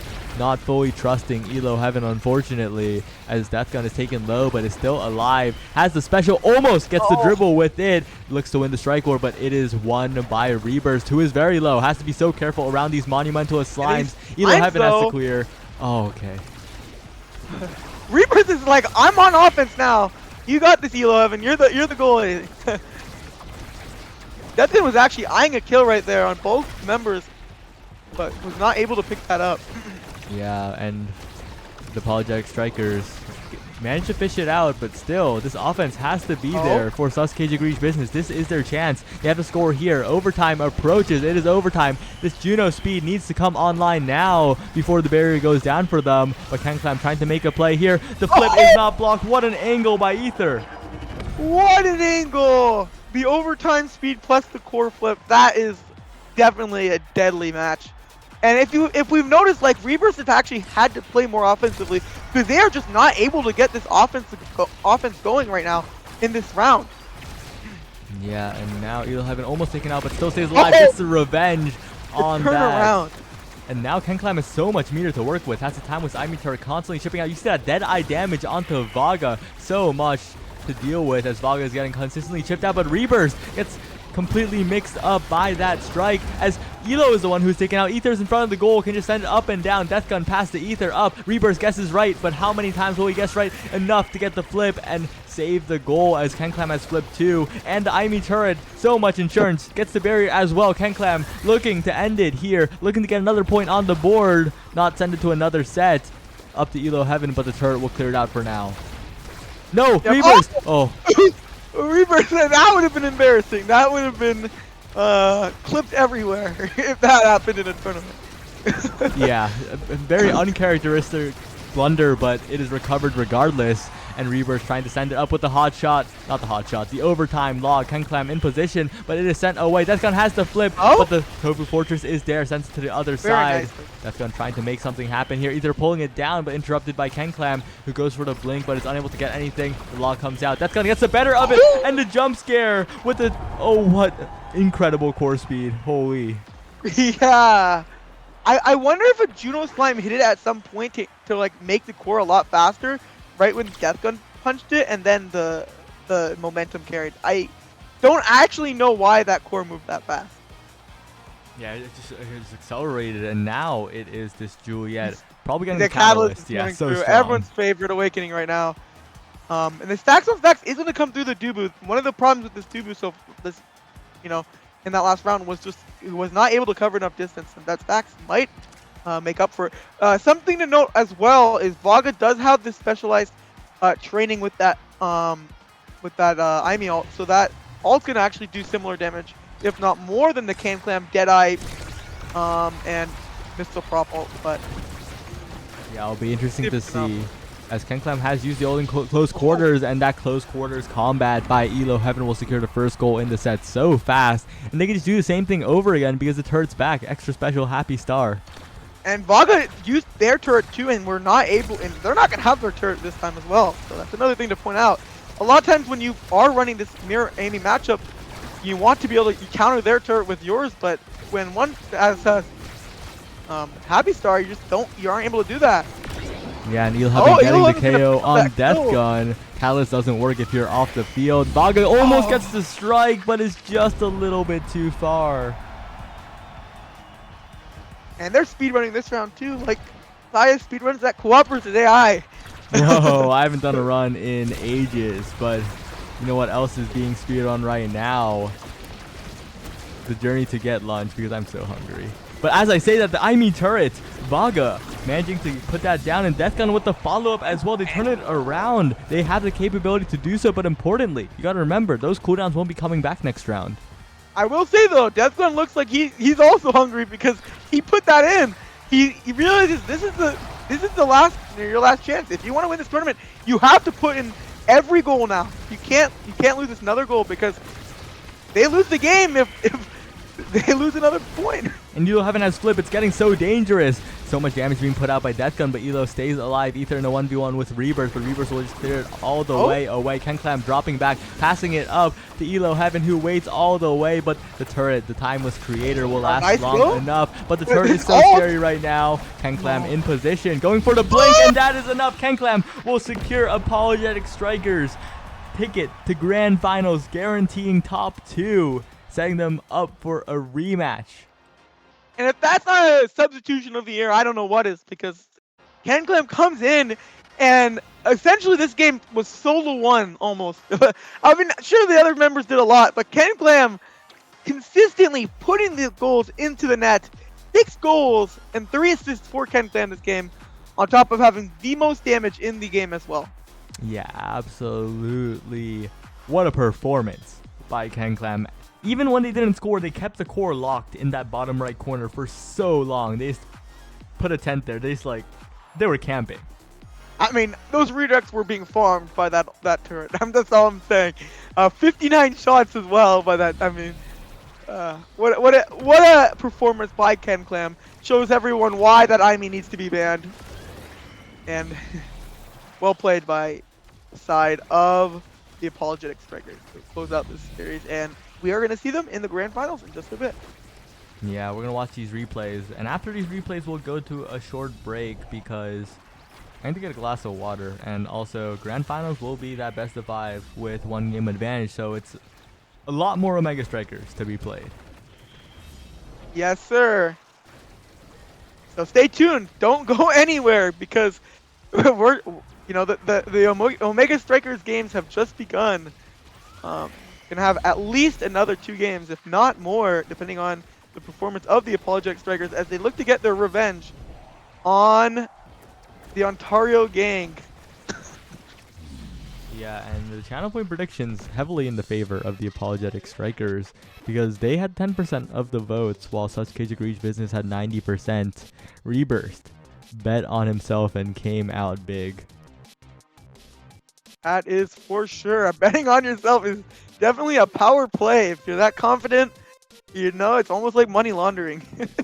Yeah, but that's it for us for now. Don't go anywhere because Grand Finals will be in 5 minutes or so. You'll see the timer on screen. It'll probably be wrong. It'll be at 0-0 after 5 minutes for a bit, but it's whatever. It has been us so far. It'll be us again. See you in 5 minutes. Yup. Hit that lunch.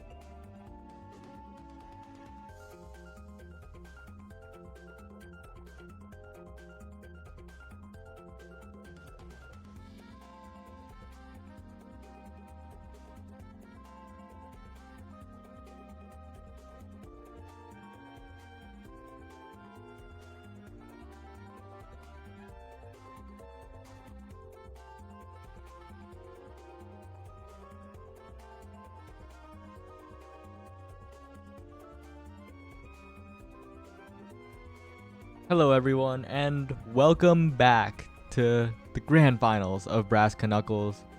You have 10 minutes left on your predictions, and the rosters... Everyone wants to know the rosters, right? Worst case Ontario is Elo Tourist, Shiro Aisu, and... who was their last member again? I actually can't remember either, but I do know that we're gonna have Pagarino, how did I forget? Pagarino the GOAT, the best member on their team. the GOAT. He's been popping off today, but I do know that we have a Elo versus Elo matchup right here. Elo Heaven on the other side, along with, it looks like Ken Clam is going to be playing in the midfielder position, and of course, how can I forget? Rebirth in the goalie position. Very good.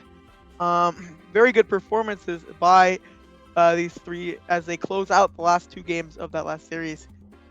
But I will say there is a best of 5 game advantage for the worst case Ontario. Yeah, and this is the Elo versus Elo matchup we were promised. We thought we wouldn't get it for a little bit because Elo Heaven wasn't playing, but he was put on he was re-added from the sub roster. He was put in the moment the team touched the loser's bracket. And, well, we're here now. Elo Taurus versus Elo Heaven on Aten City. Yep. And looks like the Luna ban, which came out in game 2 of the last series, is going to come back here. But the Atlas ban for Elo Tourist is coming through as well. And apparently we're getting news from Ryoku that Elo Heaven was actually busy. Oh, that's why. Yeah, he was traveling to make it to the match. But here is the team at full power as both goalies get banned. Both signature picks get banned. Elo Taurus, Atlas, and Rebirth's Luna are off the table here. One matchup I also want to point out that hasn't been talked as much is we do have IME mains on both sides. You know, and we just saw Ken Clam absolutely pop off on this IME. I wonder how it will fare up against the IME of Shiro Aisu. Yeah, this is definitely an IME showdown between these two players. Perhaps to be like the best IME one trick in all of Canada, some might say. Wonder. Definitely, there might be some who argue, but... Whoa! Or Replicator jump scare. Or Replicator jump scare and Prime Time coming through. So definitely an interesting draft, and it looks like the barrier is just gonna go down right away. Yeah, really quick barrier take, as is often the case on this map on Aten City, as now it is sent back by Rebirth, who is keeping up the barrier. Usually the Dubu the one losing the barrier first. It's a little hard to defend when you're so slow, but Ken Clam and Elo Heaven have played this midfield perfectly. They're pretty much playing double midfield here. Both teams are, but Estelle and Aimee have so much control over the core, so many cooldowns to burn to score, and Apologetic Strikers take the lead early. Yeah, very nice. They got the barrier right away, and once you get the barrier, you know, it's a lot easier to score. And they were able to capitalize on that attempt.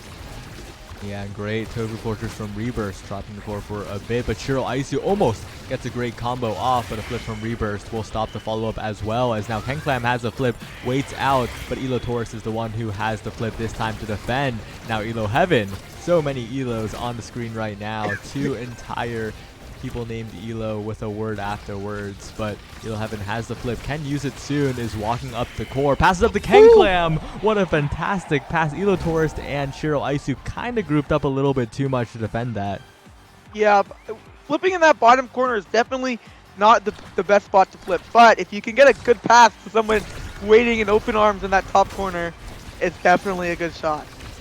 Yeah, and what a great glitch pile follow-up there from Ken Clam, I believe. But Pagarino will return the favor on the barrier, but Ken Clam trying to dribble, interrupted by the barrage of Elo Taurus, who has it cleared away to Pagarino. Gets passed back to Ken Clam, has so much to play with, and what a good angle on the core flip. Beats out the timing on the Giga Blast, and Apologetic Strikers 3-0 in this first set.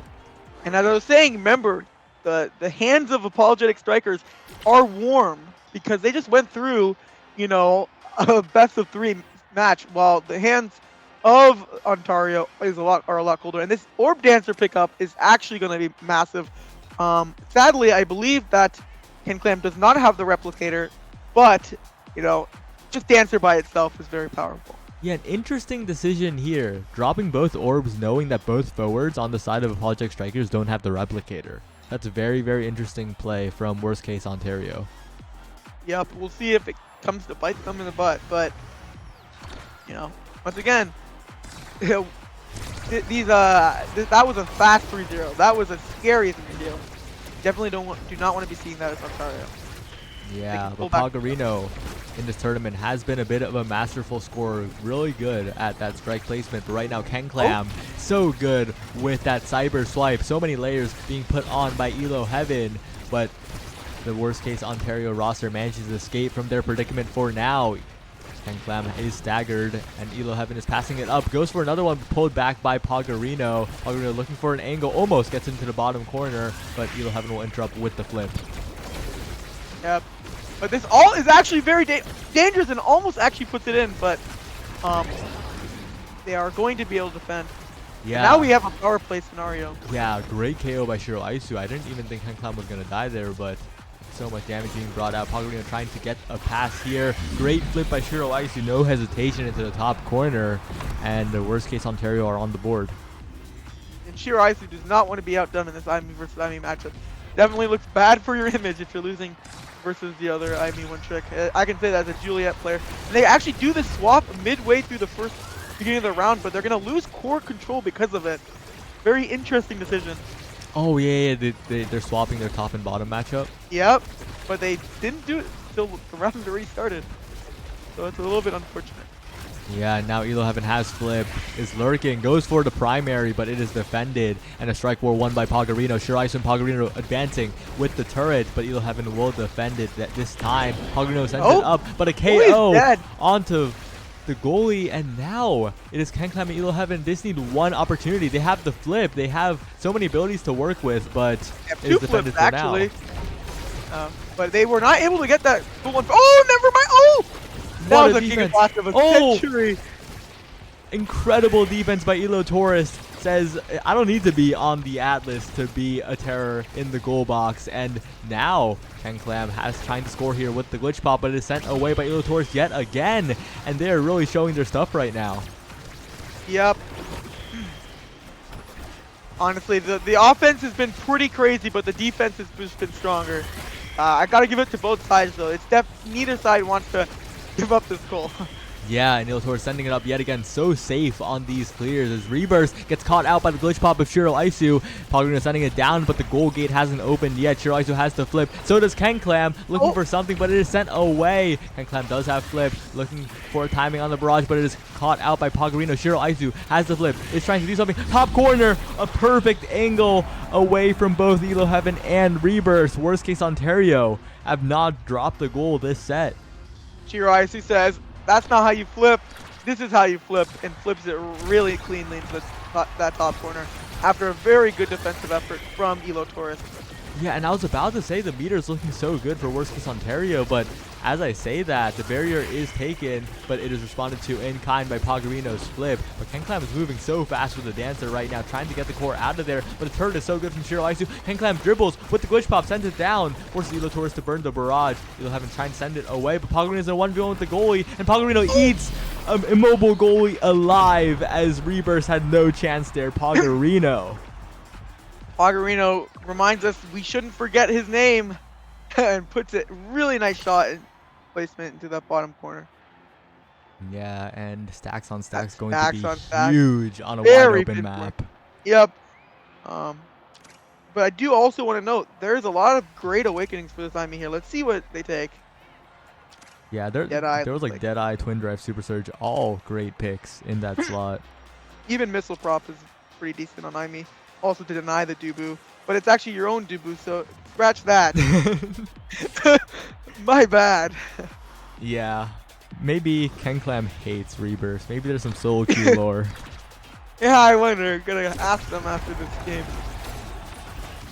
But it will not be a denial there as Rebirth gets Timeless Crater and Missile Propulsion, which is quite powerful as that Dubu. But as I said, Pagarino is the one who gets the barrier. Kenclam trying to respond here. The follow-up from Elo Heaven, the snipe will do it. As Rebirth so far has not picked up much speed, has not picked up any speed. is very immobile right now, is very vulnerable to the 1v1. Elo Heaven will have to play so carefully in terms of offense. We'll have to cover the defense a little bit. Canuckles is just not able to quite grab the core. It's missed now 3 glitch pops on it, but because of how fast Canuckles is, it's not as noticeable. And nice shot by Elo Heaven, putting it in that top corner, exactly where it needed to go, and is going to take the first point of the set. Yeah, the barrage not there quite in time to cover it, but Elo Taurus not shaken. Heart emotes, mental staying strong for worst case Ontario. They do have the advantage after all. They are from the winner's side, but that turret from Canuckles is so powerful, just absolutely obliterates that barrier as Rebirth is patient, waits for the clear, rolls down, but that turret combined with the Pogorino flip will be incredible. But again, what an incredible angle by Canuckles. The flip angles have been just great from so many different players.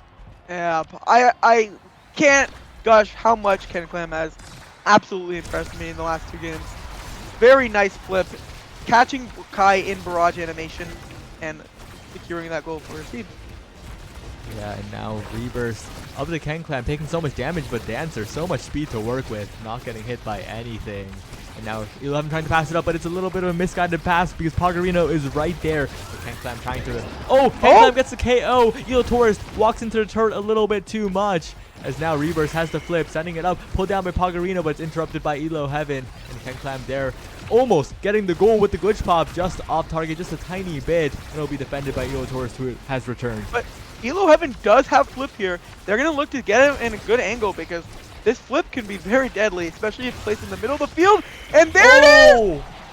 And what? That's just crazy. Flipped and somehow also connected with the primary. Didn't matter, but... I don't think the primary actually hit the core, It but didn't? it was definitely a security measure. Definitely a that's for sure. security measure. As now, that's another set win for the Apologetic Strikers. And I actually don't know. I don't know what Canuckles picks. I'm not the IME player here, so let's see. And Monumentalist is going to be taken. And the Rapid Fire also comes through. Another big awakening, especially with the buffs to it. And let's see. Glasscan finally speed for Rebirth, and I think this is it. Yeah. Like, Rebirth's main weakness has been patched up. Looks like the prize fighter is interesting. Maybe Elo Taurus is like, I have to go for these kills. I need to remove these Orb Dancer and Orb Replicators. I mean, Orb Ponder stacks. Because they are just too impactful in this Authenticity game. Yeah, but Canuckles is absolutely dominating right now, but so much damage coming out. Wait a second. But healed up by the orbs. Canuckles can just outrun everyone in the chase for the orbs and is already back to full. But this glass cannon is coming through. Look at that mobility on Rebirth. Is finally able to make that impact that they've wanted to. Oh, what an angle by Elo Heaven. Gets it past the barrage. Elo Taurus caught in the animation, and Apologetic Strikers are running away with it. Yep. Really nice. Sadly, Shiro Aisu and Elo Taurus were once again sticking right next to each other, and you just don't get the angles when you do that. Let's see if they will make the adjustments they need to in order to win these rounds. Oh, but a great glitch pop by Shiro Aisu gets the barrier. The first barrier I feel like they've taken in a long time. But Canuckles will go for the barrier here. Has the flip in front of the barrier. Will do so. And now Another a goal flip? line flip. Elo Heaven lines You up the can't primary. stop that. Yeah. The primary flip. Ugh. You have to be out of the hitbox of the primary, but the lineup onto both targets means they were in hit stun. I hate to see it. And looks like they're going to try to finish the set right here and now and get into the next game. Their game 3 because... Oh, what a defense by Rebirth. Defends the flip, Oh. but a great angle by Pogorino yet again. Will give them the barrier lead for a moment. Will Pogorino be able to secure this? No. Defended by Rebirth again and again. And now Canuckles needs to use his speed to do something here. Goes for the glitch pop. Pogorino lurking, trying to get the primary. But it is Canuckles who is constantly on that top side. Has the Orb Dancer speed to work with. Runs in, gets the Strike War win. Elo Heaven in position. The missile propulsion Tofu Fortress is so strong. It's snuck But on almost the bottom. flipped on Elo here. Look at one more strike. Oh, he's going to get it anyways. Nice. Nice projectile right there. Good job. Yeah, the snipe coming in at the end. Didn't even need the flip. Saves it for next game. Not a problem at all. The Apologetic Strikers evening it up despite only one game being played. Yep. And that's why, that's why we do that winners advantage because once again, this team with of Ken Clam, Elo Heaven, and Rebirth they're warm coming off that last match. They're they're out and they're kicking, and they kicked in a lot of goals into that net right there. Let's see if they can continue, or will the bounce back, the inevitable bounce back from Ontario, come and haunt them. Yeah, and you saw the highlight. Pagarino so good in front of the net, but the main thing is with this double midfielder comp, Ken Clam and Elo got so much possession so often to the point where like a 1v1 with Rebirth could only be found like once in the entire game. Especially those last two sets. Absolute domination in the midfield, getting almost permanent core control in the net of Elo Torres, and even the best goalies can't permanently defend. It's just absolutely astounding play from the duo of Elo Heaven and Ken Clam TV. Yeah, and it looks like we are queuing yet again. We are loading in to the game 2 or game 3, some like to say, and we are on IME's app, and this is a map that definitely is very, very interesting in terms of the damage output, in terms of the fact that, remember last set, Rasmus wasn't picked here. Was not picked. Yeah, I was about to mention that. I wonder if the Pagarino will get their signature Rasmus though, because Pagarino is a Rasmus player, as seen even just from that last game. But throughout the day, we've been seeing a lot of this Rasmus. I wonder if they'll, just give it and take the matchup, or whether they're, they'll perhaps mirror it. We'll find out. Yeah, and it looks like quite a few Ken Clam fans in the chat, by the way. A lot of Japanese viewer base there, as Ken Clam will be forced to pick the Rasmus here. You have to mirror it, or else it'll be so difficult to play. Yeah. It looks like a nice kill comp is coming through though, with the Vice Rasmus and Taro. That's a lot of damage and good confirm. So we'll see if this hyper offensive comp is going to carry them to their second match win, or if the side of Ontario will pull back this victory. Yeah, we'll have to see, as the starting awakenings are Prize Fighter and Super Surge. Elo having the only Super Surger, understandable with the Zentaro, but Prize Fighter will make the Rasmus matchup even more snowbally.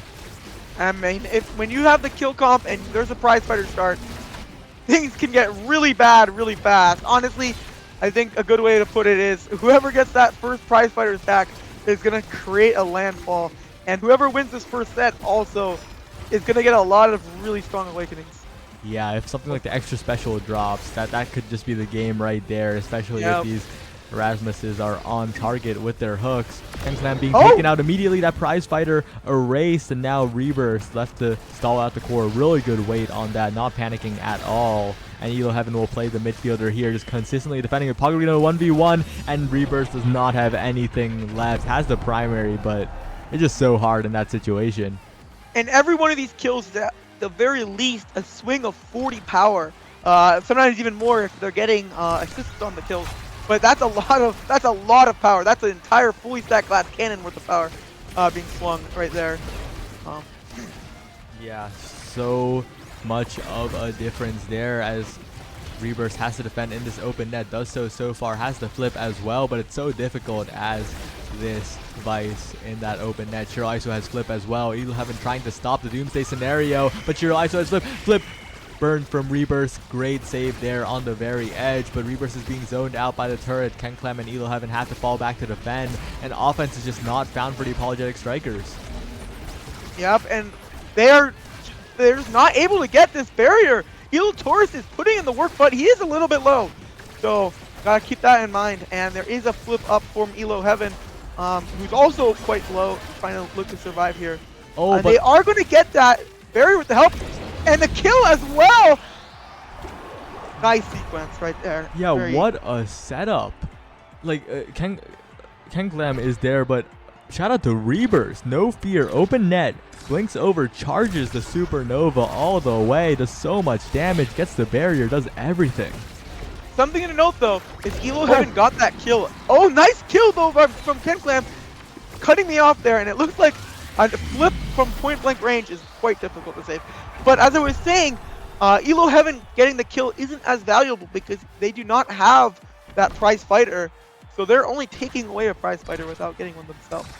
Yeah, and KenClam sitting on 1. Could have been 2 if they had gotten a kill or an assist there, but we'll be happy with that 1. Still better than 0. Shiro Isu the scary one with 2 right now. You saw those cyber swipes, so definitely we'll have to be careful when walking up. Like KenClam positions near the wall so often if Shiro Isu can catch that out. And I think one of the problems... Oh, nice kill from the Dubu! The 0 prize fighter stack Dubu doesn't matter. Gonna get that kill regardless. And now it's at a 1 prize fighter stack on that Dubu. Yeah, and what a good glitch pop to get that barrier as well. This barrier advantage has been so good for Worst Case Ontario. They just need to convert here as Shiro Isu sends it forward. Evil Heaven being hooked but not KO'd. And now it is just possession in the favor of Apologetic Strikers. They have nothing to apologize for because right now they're just controlling the core over and over, getting the barrier as well. The core rolls slowly. Reburst has to flip as well for insurance. KenClam almost dies there. Nice flip to save that goal though, because that was going in. Oh, it's so dangerous. Never mind, it's gonna go in anyways. Incredible patience from Shiro Isu. Does not panic at all. Just waits out the primary, hits it down, and when you're advised without cooldown, it's a little doomed. Yeah, it takes the exact same shot as previously did, forcing out the flip, and it's gonna go in. Very nice from Shiro Isu. Palgarino threatening the barrier all by themselves. The Shiro Isu, he's so close to getting the barrier. Not quite enough as Elo Heaven just passes it forward. Tries to keep the core up. Reburst will end the supernova early. Reposition. Palgarino almost getting KO. Taking a lot of damage here. Elo Heaven flying in the bottom side. Getting the flip. KenClam getting the KO. And whoa, Apologetic Strikers suddenly in a massive lead win the strike war. Though. That was a wide strike war. That did not look like that was in the strike hitbox, but very nice from Elo Heaven anyways. Putting it in, and Reburst is going to get this MVP right here. Let's see what they get. Yeah, and well, Deadeye looks pretty. Yeah, Deadeye looks pretty Heavy good. Impact and Deadeye both look pretty juicy here. Yeah, I think okay, Team Reburst is going to take the Heavy Impact and say screw the Deadeye. I will say though, I thought that the Heavy Impact was going to be saved for that Zentaro. Unfortunately, that is not the case. But the Deadeye is actually going to go over that Rasmus instead, which is another really powerful awakening on that hook. That plus even a few stacks of prize fighter, you can start hooking their goalie out of their own net. Yeah. Pretty crazy. And especially since Elo Taurus does have that big fish, it does make you tankier, but in return, you are more susceptible to knockback-based KOs. Yep. Another thing to point out. Oh, nice kill! Yeah, Palgarino, no prize fighter trade there, but a prize fighter gain, as well as more possession. But Reaver somehow manages to bend, but at the end, not enough mobility to get the top side. As Elo Heaven comes back, KenClam is holding it down in the top side. Elo Heaven as well. KenClam with the hook. Shiro Isu taken off the map as Reaver walks up slowly, passes it forward. Elo Heaven taking so much damage, Joe has to be so careful here. And I wanted to say, it was a very interesting choice of the Ponder because you're now playing a game of if you die, you're not only losing that prize fighter attack, you're also losing all those Ponder attacks. Reaver sends it up. Does not lose it. Whoa, what a hook. And those stacks are gone. They're beyond I don't gone. think they had any. I don't think she had any to begin with. So they should have gone negative there, honestly. They should go negative right there. Like, you owe me a stack now. Oh, what a log. A little bit scary, but the angle is not favorable in terms of sneaking a goal in. A great pass up by KenClam. The awareness to send it to Elo Heaven, who just sends it to the bottom side for an easy goal. The Apologetic Strikers looking really, really good right now. And if that's not a set play, I don't know what is. Very clean passes, instant strikes essentially, put at the correct spots. Very nice to see. Yeah, now it is KenClam who is once again advancing. Both of these Rasmuses playing same side, looking, but the moment Palgarino goes to the other side, KenClam is ready. KenClam was watching, and now the core will go into their possession as they hit it back and forth. Elo Taurus is there. Shiro Isu defends, but for how much longer they manage to get the core out. And Shiro Isu in a 1v1 with Reburst. Health bars are pretty low though. The dude was trying to kill Elo Heaven here. Oh! That was a forced flip. Very nice by Elo Heaven, but oh my goodness, Reburst is defending this barrier with their life right here. Holy cow. Yeah, incredible defense so far by Rebirth. An interesting secondary, but we won't blame them because they're still holding. Pass to KenClam, pass back up to Elo Heaven. The patience, even while staggered. And Apologetic Strikers are just 1 point away from going 2-0 up in sets. Yeah, and one set away after this, being up 2-1 in games. And these Apologetic Strikers are really striking right now and putting it in the net. And this is... Oh, what a patient pass. Oh, that was a dirty play. Very nice by the Apologetic Strikers. And once again, they're now one set away from being up 2-1, from being down 1-0 as the loser final winners. Yeah, and build different, so good, but it's interesting, right? There's a lot of stuff left up after this, but primetime will be taken by Pagarino.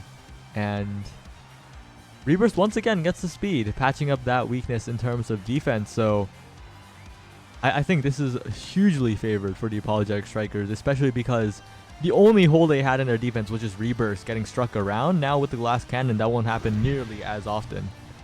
Yep, you get that speed that Vice is definitely lacking, but on top of that, there's also a lot of power, and Vice does a lot with power. She does a lot of damage, and there's gonna be a kill on both sides right there. It happened it's a truth. They have a truth. both teams happy to wait for the respawn. The Canadian truth right here. Yeah, Canadian truth. They're too polite. Americans would never. Yeah, that's what I'm saying. They were apologizing for taking each other out. Now KenClam and Rebirth walking up yet again. Rebirth falling back. Oh no, Rebirth! Rebirth, no! Hey, that's the type of play I do on what I currently have at over 104 ping right now on my game.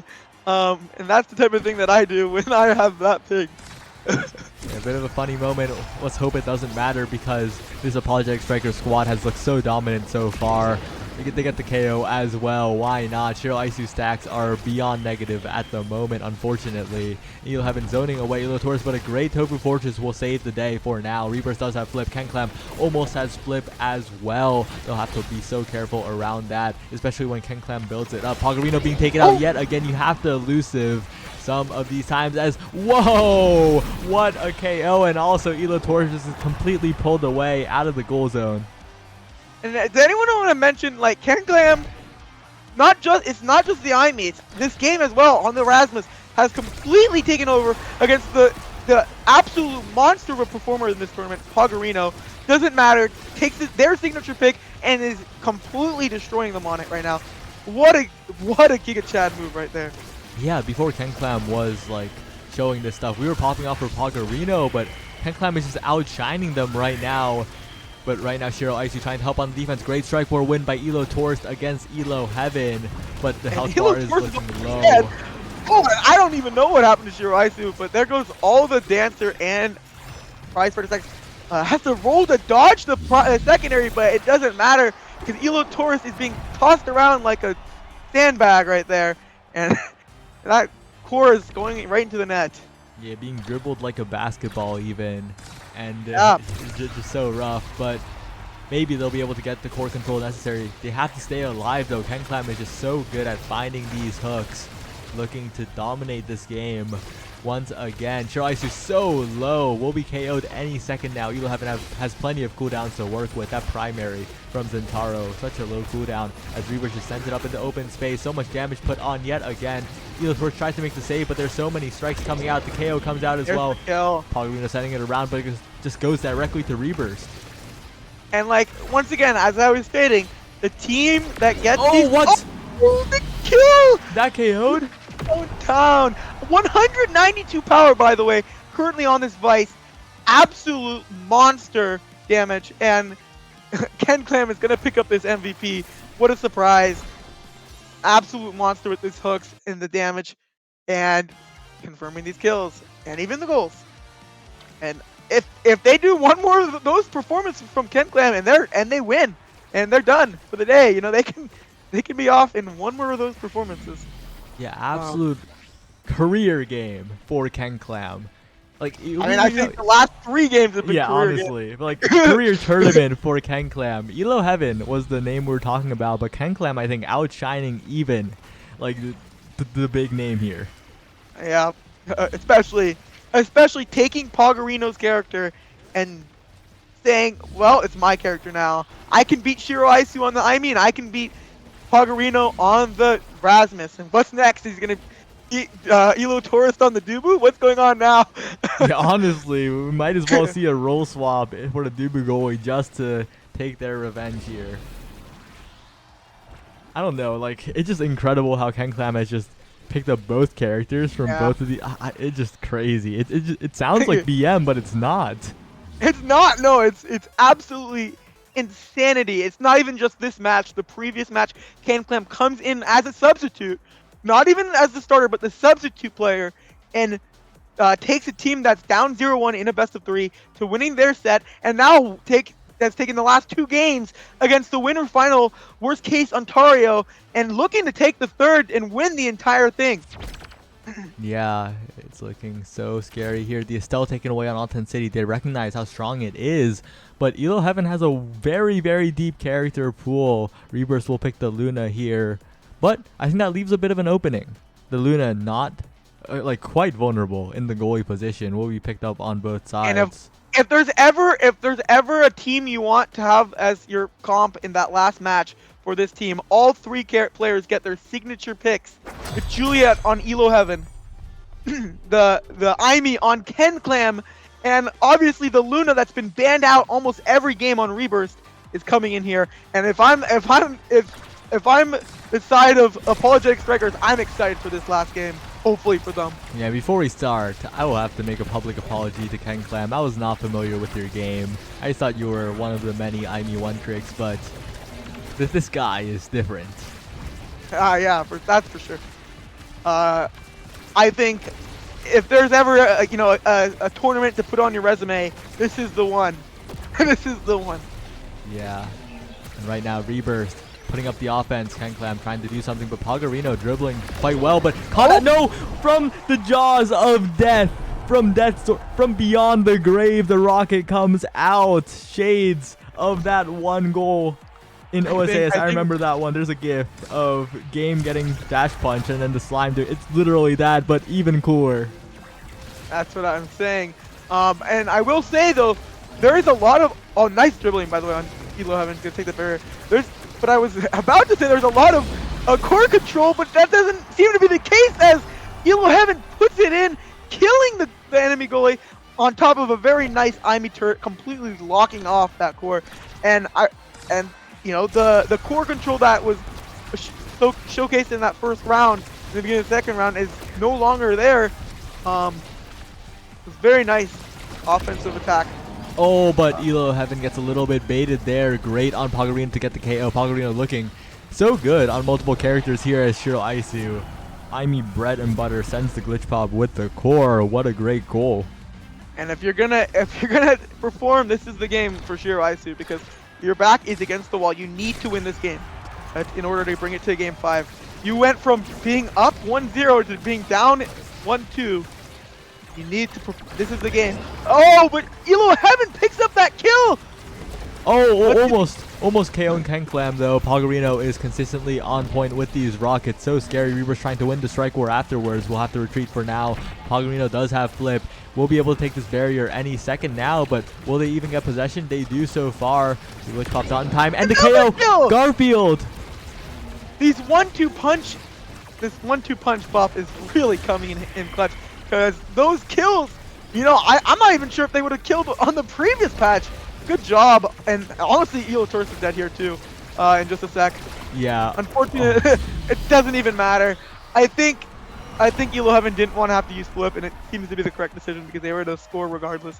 I think one of the big things to look out for, one of the obvious differences between Ken Clam and Shiro Aisu, Ken Clam's firewall sentries have been just way better. Like, they have always gotten ridiculous amounts of value, it feels like. Oh, for sure. And especially against these immobile goalies like Dubu that Elo Tourist likes to play. It's just very difficult to clear this core out from from those firewall sentries. And nice barrier pickup from Oh. Elo Heaven, almost putting it in right there too. Yeah, but Elo Torres saved by the goal gate. Can they make something out of this opportunity? But the entire team is split. Another great Ivy turret. Amazing firewall sentry, by the way. That was another one. I mean, something to note though, Canuckles has gotten this timeless creator every single game. It's kind of nasty at this point, but these firewall sentries have been absolutely on point. And now Juliet's gonna get built different, and we're gonna have a interesting game on our hands. Yeah, Arena will probably get the super surge here though.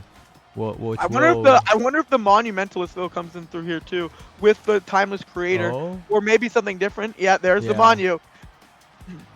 Really big here. But I also need to point out something that I forgot completely, so never mind. I will say, take a look at that or replicator, because if you're gonna win this game, you need to get that dancer, and if you get dancer plus replicator, that's really hard to come back from, especially on this map. Yeah, absolutely. And Pogorino has been performing so far this game as well. Canuckles trying to make something happen here, but Elo Torres will defend. And now Shiro Isu patrolling the midfield, trying to make a predict here for the barrier. Will not guess correctly this time. But Elo Heaven with the dribbles goes around Elo Torres, but Elo Torres remains unpunished. Oh, never mind. Okay, commentator's curse. Finally, it gets passed up to Shiro Isu, but defended again by Canuckles, and Elo Heaven will catch the core. Elo on Elo action. Elo Heaven is bringing the passport to Elo Torres and saying it's denied. Elo Torres tried to get into heaven on his summer vacation, but unfortunately not this time. I don't think that tourism in heaven is gonna happen. I think. Yeah, he was sent to hell instead. Yeah, it seems so. Ugh. Now Rebirth has flipped. That usually bad defensive Luna can just accelerate plays in an instant if you have the flip. And once again, Elo Heaven turning Elo Torres away. The resort is not open. As Juliet, my favorite thing is when that Dooku is standing exactly right there, so you can just hit stun with that dash punch, and it doesn't matter what they do. When you're playing against this Juliet as goalie, you have to be further back, because they will punish you with that. Yeah, like right there. Elo Torres is just occupying the awkward middle space where they get caught out by dash punch. But as I say that, great defense from Canuckles, good offense from Shiro Isu, but Elo Heaven dribbling back and forth. Oh, and that backwards dribble ended up being really good, but I was a little bit nervous with it. Very nice though. Gonna end up stalling out the round. Very good. And great rocket and by both flips Rebirth. are almost up, by the way, from both Elo Heaven and Canuckles. I wonder if they're gonna hold them though, because they do have a 2-0 lead in this round, but so maybe using them might not. Oh wait, but now they get the barrier. It's now it's fair game. Oh, Elo Heaven has a free shot here. Oh, unfortunate. Yeah, I think a little bit more patience and that goes in. Pogorino also trying to find something. Elo Heaven in position. Another amazing Aimi turret. That is, Elo Torres had to leave his net because that turret was just like cutting it off, and now the backs are against the wall. Timeless extra special. How does he do it? And timeless extra special. I will say though, Catalyst is up, Egoist is up, Fire Up is up. These are absolutely amazing awakenings on this map. We'll see which one comes through for Shiro Isu, and none of them come through for Shiro Isu, and Juliet gets the Catalyst! It's over.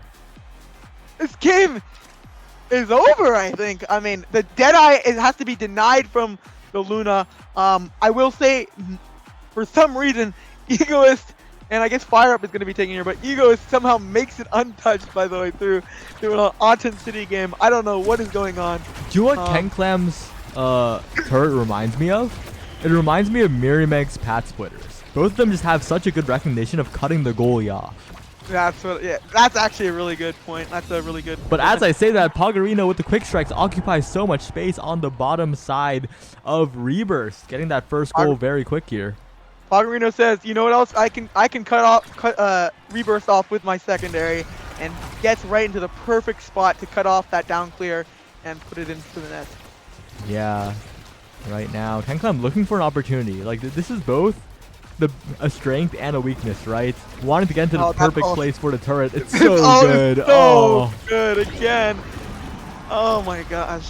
Canuckles is like, you know, this Aimi character is a little bit strong, when I have the greatest awakening. Oh, that Goalie off the check. goalie check I've ever seen. I will say both stagger bars are, I mean, energy bars are full now. This is a pretty dangerous spot to be in. And Elo Heaven's gonna use theirs for that kill, but Canuckles still has theirs and just misses it. But Elo Heaven's gonna place it into the top corner. Very nice. And unfortunately, this Dubu just is not able to even reach that core. Had to take that Deadeye, so it's completely lacking in the egoist or fire up could have had, unfortunately. Yeah, and Elo Heaven just completely stuffing out the attempted flip from Elo Taurus. Elo Taurus takes a trip to the blast zone and Not to heaven, that's for sure. Heaven, yeah, Elo Heaven sends him down to hell, that's for sure. yeah, you see that red goal that represents Yeah. hell. The blue goal represents. Anyway, Canuckles has turret once again. It's a new round. It's extra special, and Shiro Aisu's turret, like, it's good in terms of stalling, but in terms of offensive presence, it's just not there. As Elo Heaven sends it up, Canuckles immediately Another pulls one. the trigger. Another turret! That's just completely and locked out there the map, it and that's gonna be the game! And the disconnect comes through as well! Oh, what a game! What a tournament from Elo Heaven and Ken Clam just taking over this game. And the MVP screen is gonna go to Elo Heaven this time, but I want to say that Ken Clam's performance has been absolutely phenomenal. If I had to rate MVP for this tournament, or at least for the last two matches, it has to be Ken Clam. Yeah, it's just Canuckles. Like, I don't know how to, like, they just played every single, like, they played the Rasmus, they played the Aimee. It was just so good. It just they were like, I'm gonna take you on this character, I'm gonna take you on this character, and I'm gonna beat you on both those characters. I'm just sad we didn't get the Dubu. I'm just sad we didn't get the Yeah. Dubu. I mean, I have full faith Ken Clam would have performed on that Dubu forward as well, after those two matches. And once again, Ken Clam with absolutely beautiful Aimee turrets and glitch pops. Just, it's completely took over this game. And I mean, Elo Heaven as well. Great performance in this particular game as well. Getting these dash punch off the edge were consistent kills, and even at the end of the game, just killing Elo Taurus. Doesn't matter if you're saving the core. If you're dead, because you're dead, you can't save it. Yeah, the apologetic strikers taking it from loser's side, and just incredible scenes. Definitely some very high level gameplay. I think Canuckles definitely a name that people won't forget, because right now Canuckles definitely flying quite under the radar. Yep, if there's ever a tournament to put you under the radar, this was the one. Very nice performance from Ken Clam. Very nice performance from Elo Heaven. But I also, not as talked about as much, Rebirth throughout the entire tournament, not just this game, has had quite a good tournament and has performed, and very good job by Rebirth as well. Yeah.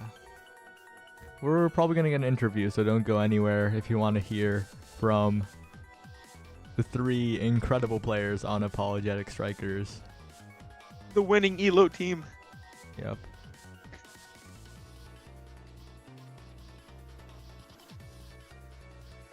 Wait, do we? They're not doing a VC. It'll take a bit. Oh, they're in Canada Cord. Oh. Sorry, we're not welcome in Canada Court. I'm sorry. Unlucky. I would like to join it, but then I'm not ready to join Canada Cord yet. I know. I'm not ready yet. I'm not ready yet. I need to prepare myself. I need to prepare myself as well. Oh, look at that. We have Ken Clam. Is everyone coming, or is it just Ken Clam? Oh, it's Oh, look, we have everyone. Yeah. Very nice. Very Aye. nice. And there's Rebirth. so. First of all, congratulations on the victory here at Brass Canuckles, the first big Canada-only tournament in Omega Strikers. Let's go. Thank you. Okay, actually, this is the question that's, I think, been looming over everyone's mind. The Ken Clam sub-in for Game 2, what was the thought process, and how happy are you guys with that performance from Ken Clam? So Murray wanted to have a game to see if he could perform, and he really did, but he decided to opt out to see if Ken would have a better chance, and Ken just absolutely outshined everyone in the competition. Yeah, definitely no Ken is the goat. disrespect for sure. But Ken Clam, I that was one of the greatest sub-ins for a win I've ever seen. Honestly, you became the MVP of the tournament in the span of 5 rounds. I mean, matches, very well played. On to Rebirth. I actually had a question. That the Luna gameplay, against the Luna matchup, it seemed at the beginning of that game you were definitely that one rocket from beyond scored. But like, how did you like deal with getting back into that back into the mindset after a few tilting goals? I know there was also that Vice one that went right by you too. But it looked like you bounced back right away. So how did you bounce back? Honestly, I thought I was lagging at first, but then I just kind of self-reflected, realized I probably am just missing, and I had to self-reflect a little and realize that I just need to perform and not worry about lag or anything. Very good. Sai, do you have any questions? Yeah, Elo. So, what's the lore behind your sub in? When you came in, like, were you busy? The lore is I was watching Oppenheimer, and it was really good. And then I came home, and they subbed me in. Okay. And also Ken Clam. Like this was, I guess this was unintended, but it's kind of wild that you played both of the opposing forwards' characters and beat them on both. Like you looked better on both. Like I thought you were picking Dubu next. I thought you were gonna pick Dubu next and just run it all the way through. That would have been crazy. We were thinking about whether or not to ban Rasmus on the Amy's map, but we figured we might as well try, and it worked out. I think I was pretty lucky. A lot of this. Worked out is definitely an understatement for what happened in that game. Don't cut yourself short, Ken Glev. You played out of your mind. Thank you. yeah, and Rebirth, like I gotta say, you kind of flew a little more under the radar because Elo Heaven and Ken Clam were there making the flashy plays, but I really liked like your willingness to just press abilities because you like. How was it like? How was your mindset when you were in the goal and you were faced with like that 1v1 against, let's say, like Ether or Pagarino? Like, what were you thinking? My big concern was just making sure I use everything possible to prevent it, since there's no point saving my abilities if they score. I just need to use everything to hopefully prevent it so my teammates can score because I have complete faith and trust in them. Hey, I like to hear that. Wow. I mean, if your goalie has complete faith and trust in their forwards, you know you're doing something right forwards. That's for sure. And that last game, you actually guys all got your signature characters. The Juliet from Elo Heaven is a tale as old as time, definitely. Even though Elo Heaven has been playing more of these midfielder characters, but and also obviously the Aimee gets another showing, and those alts were absolutely phenomenal. And Rebirth gets their nice Luna signature pick. How did you guys think going into that last match? Were you guys confident? You guys had your comp. You had the comp. Oh yeah, when Luna was up, we knew we won. That's some confidence right there, and that's the confidence of some tournament winners. We were pretty surprised we got both Amy and Luna there. But we figured it was because they probably wanted to play both of them as well. So that's for sure. But I mean, once again, you guys take their characters and you just outperform them on it. I wonder if there's just not enough bans for them to deal with, because if Ken Clam could just take any character on the roster and beat them on it, like, what are you gonna do? Yeah. Okay. So, as you can tell, we're kind of Ken Clam fans after this one. We'll admit it. I'm also an absolute Ken fan now, and I hope he hits Pro League because he absolutely deserves it after the performance he showed today. Oh yeah. Ken is the goat. Congrats, Rebirth, on hitting Pro League too. Thank you very much. Reset is soon. He made it there. That's what really matters. Rebirth, are you planning on queuing any more games of Omega Strikers competitive, or is that your last one for the season? It's my last one for the season. Unless I can find some scrims, I'm gonna have some fun the next few days and not worry about grinding, thankfully. Yeah, I totally understand that feeling.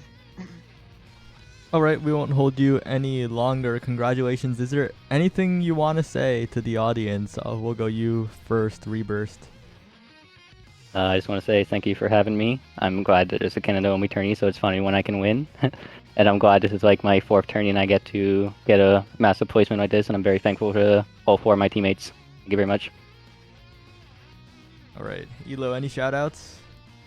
Yeah, shout out our other 2 teammates, Cows Hate Moose and Ryoko, for getting us to 3rd place and letting us play. So it was fun, and thanks for running the tourney.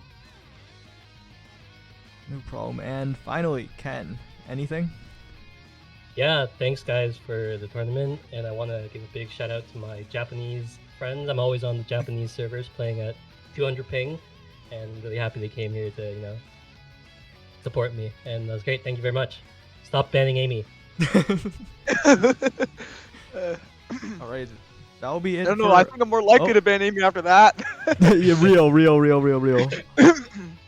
But that'll be it for us. Appa, anything you want to say, as you're the one who stuck with me? Any shoutouts?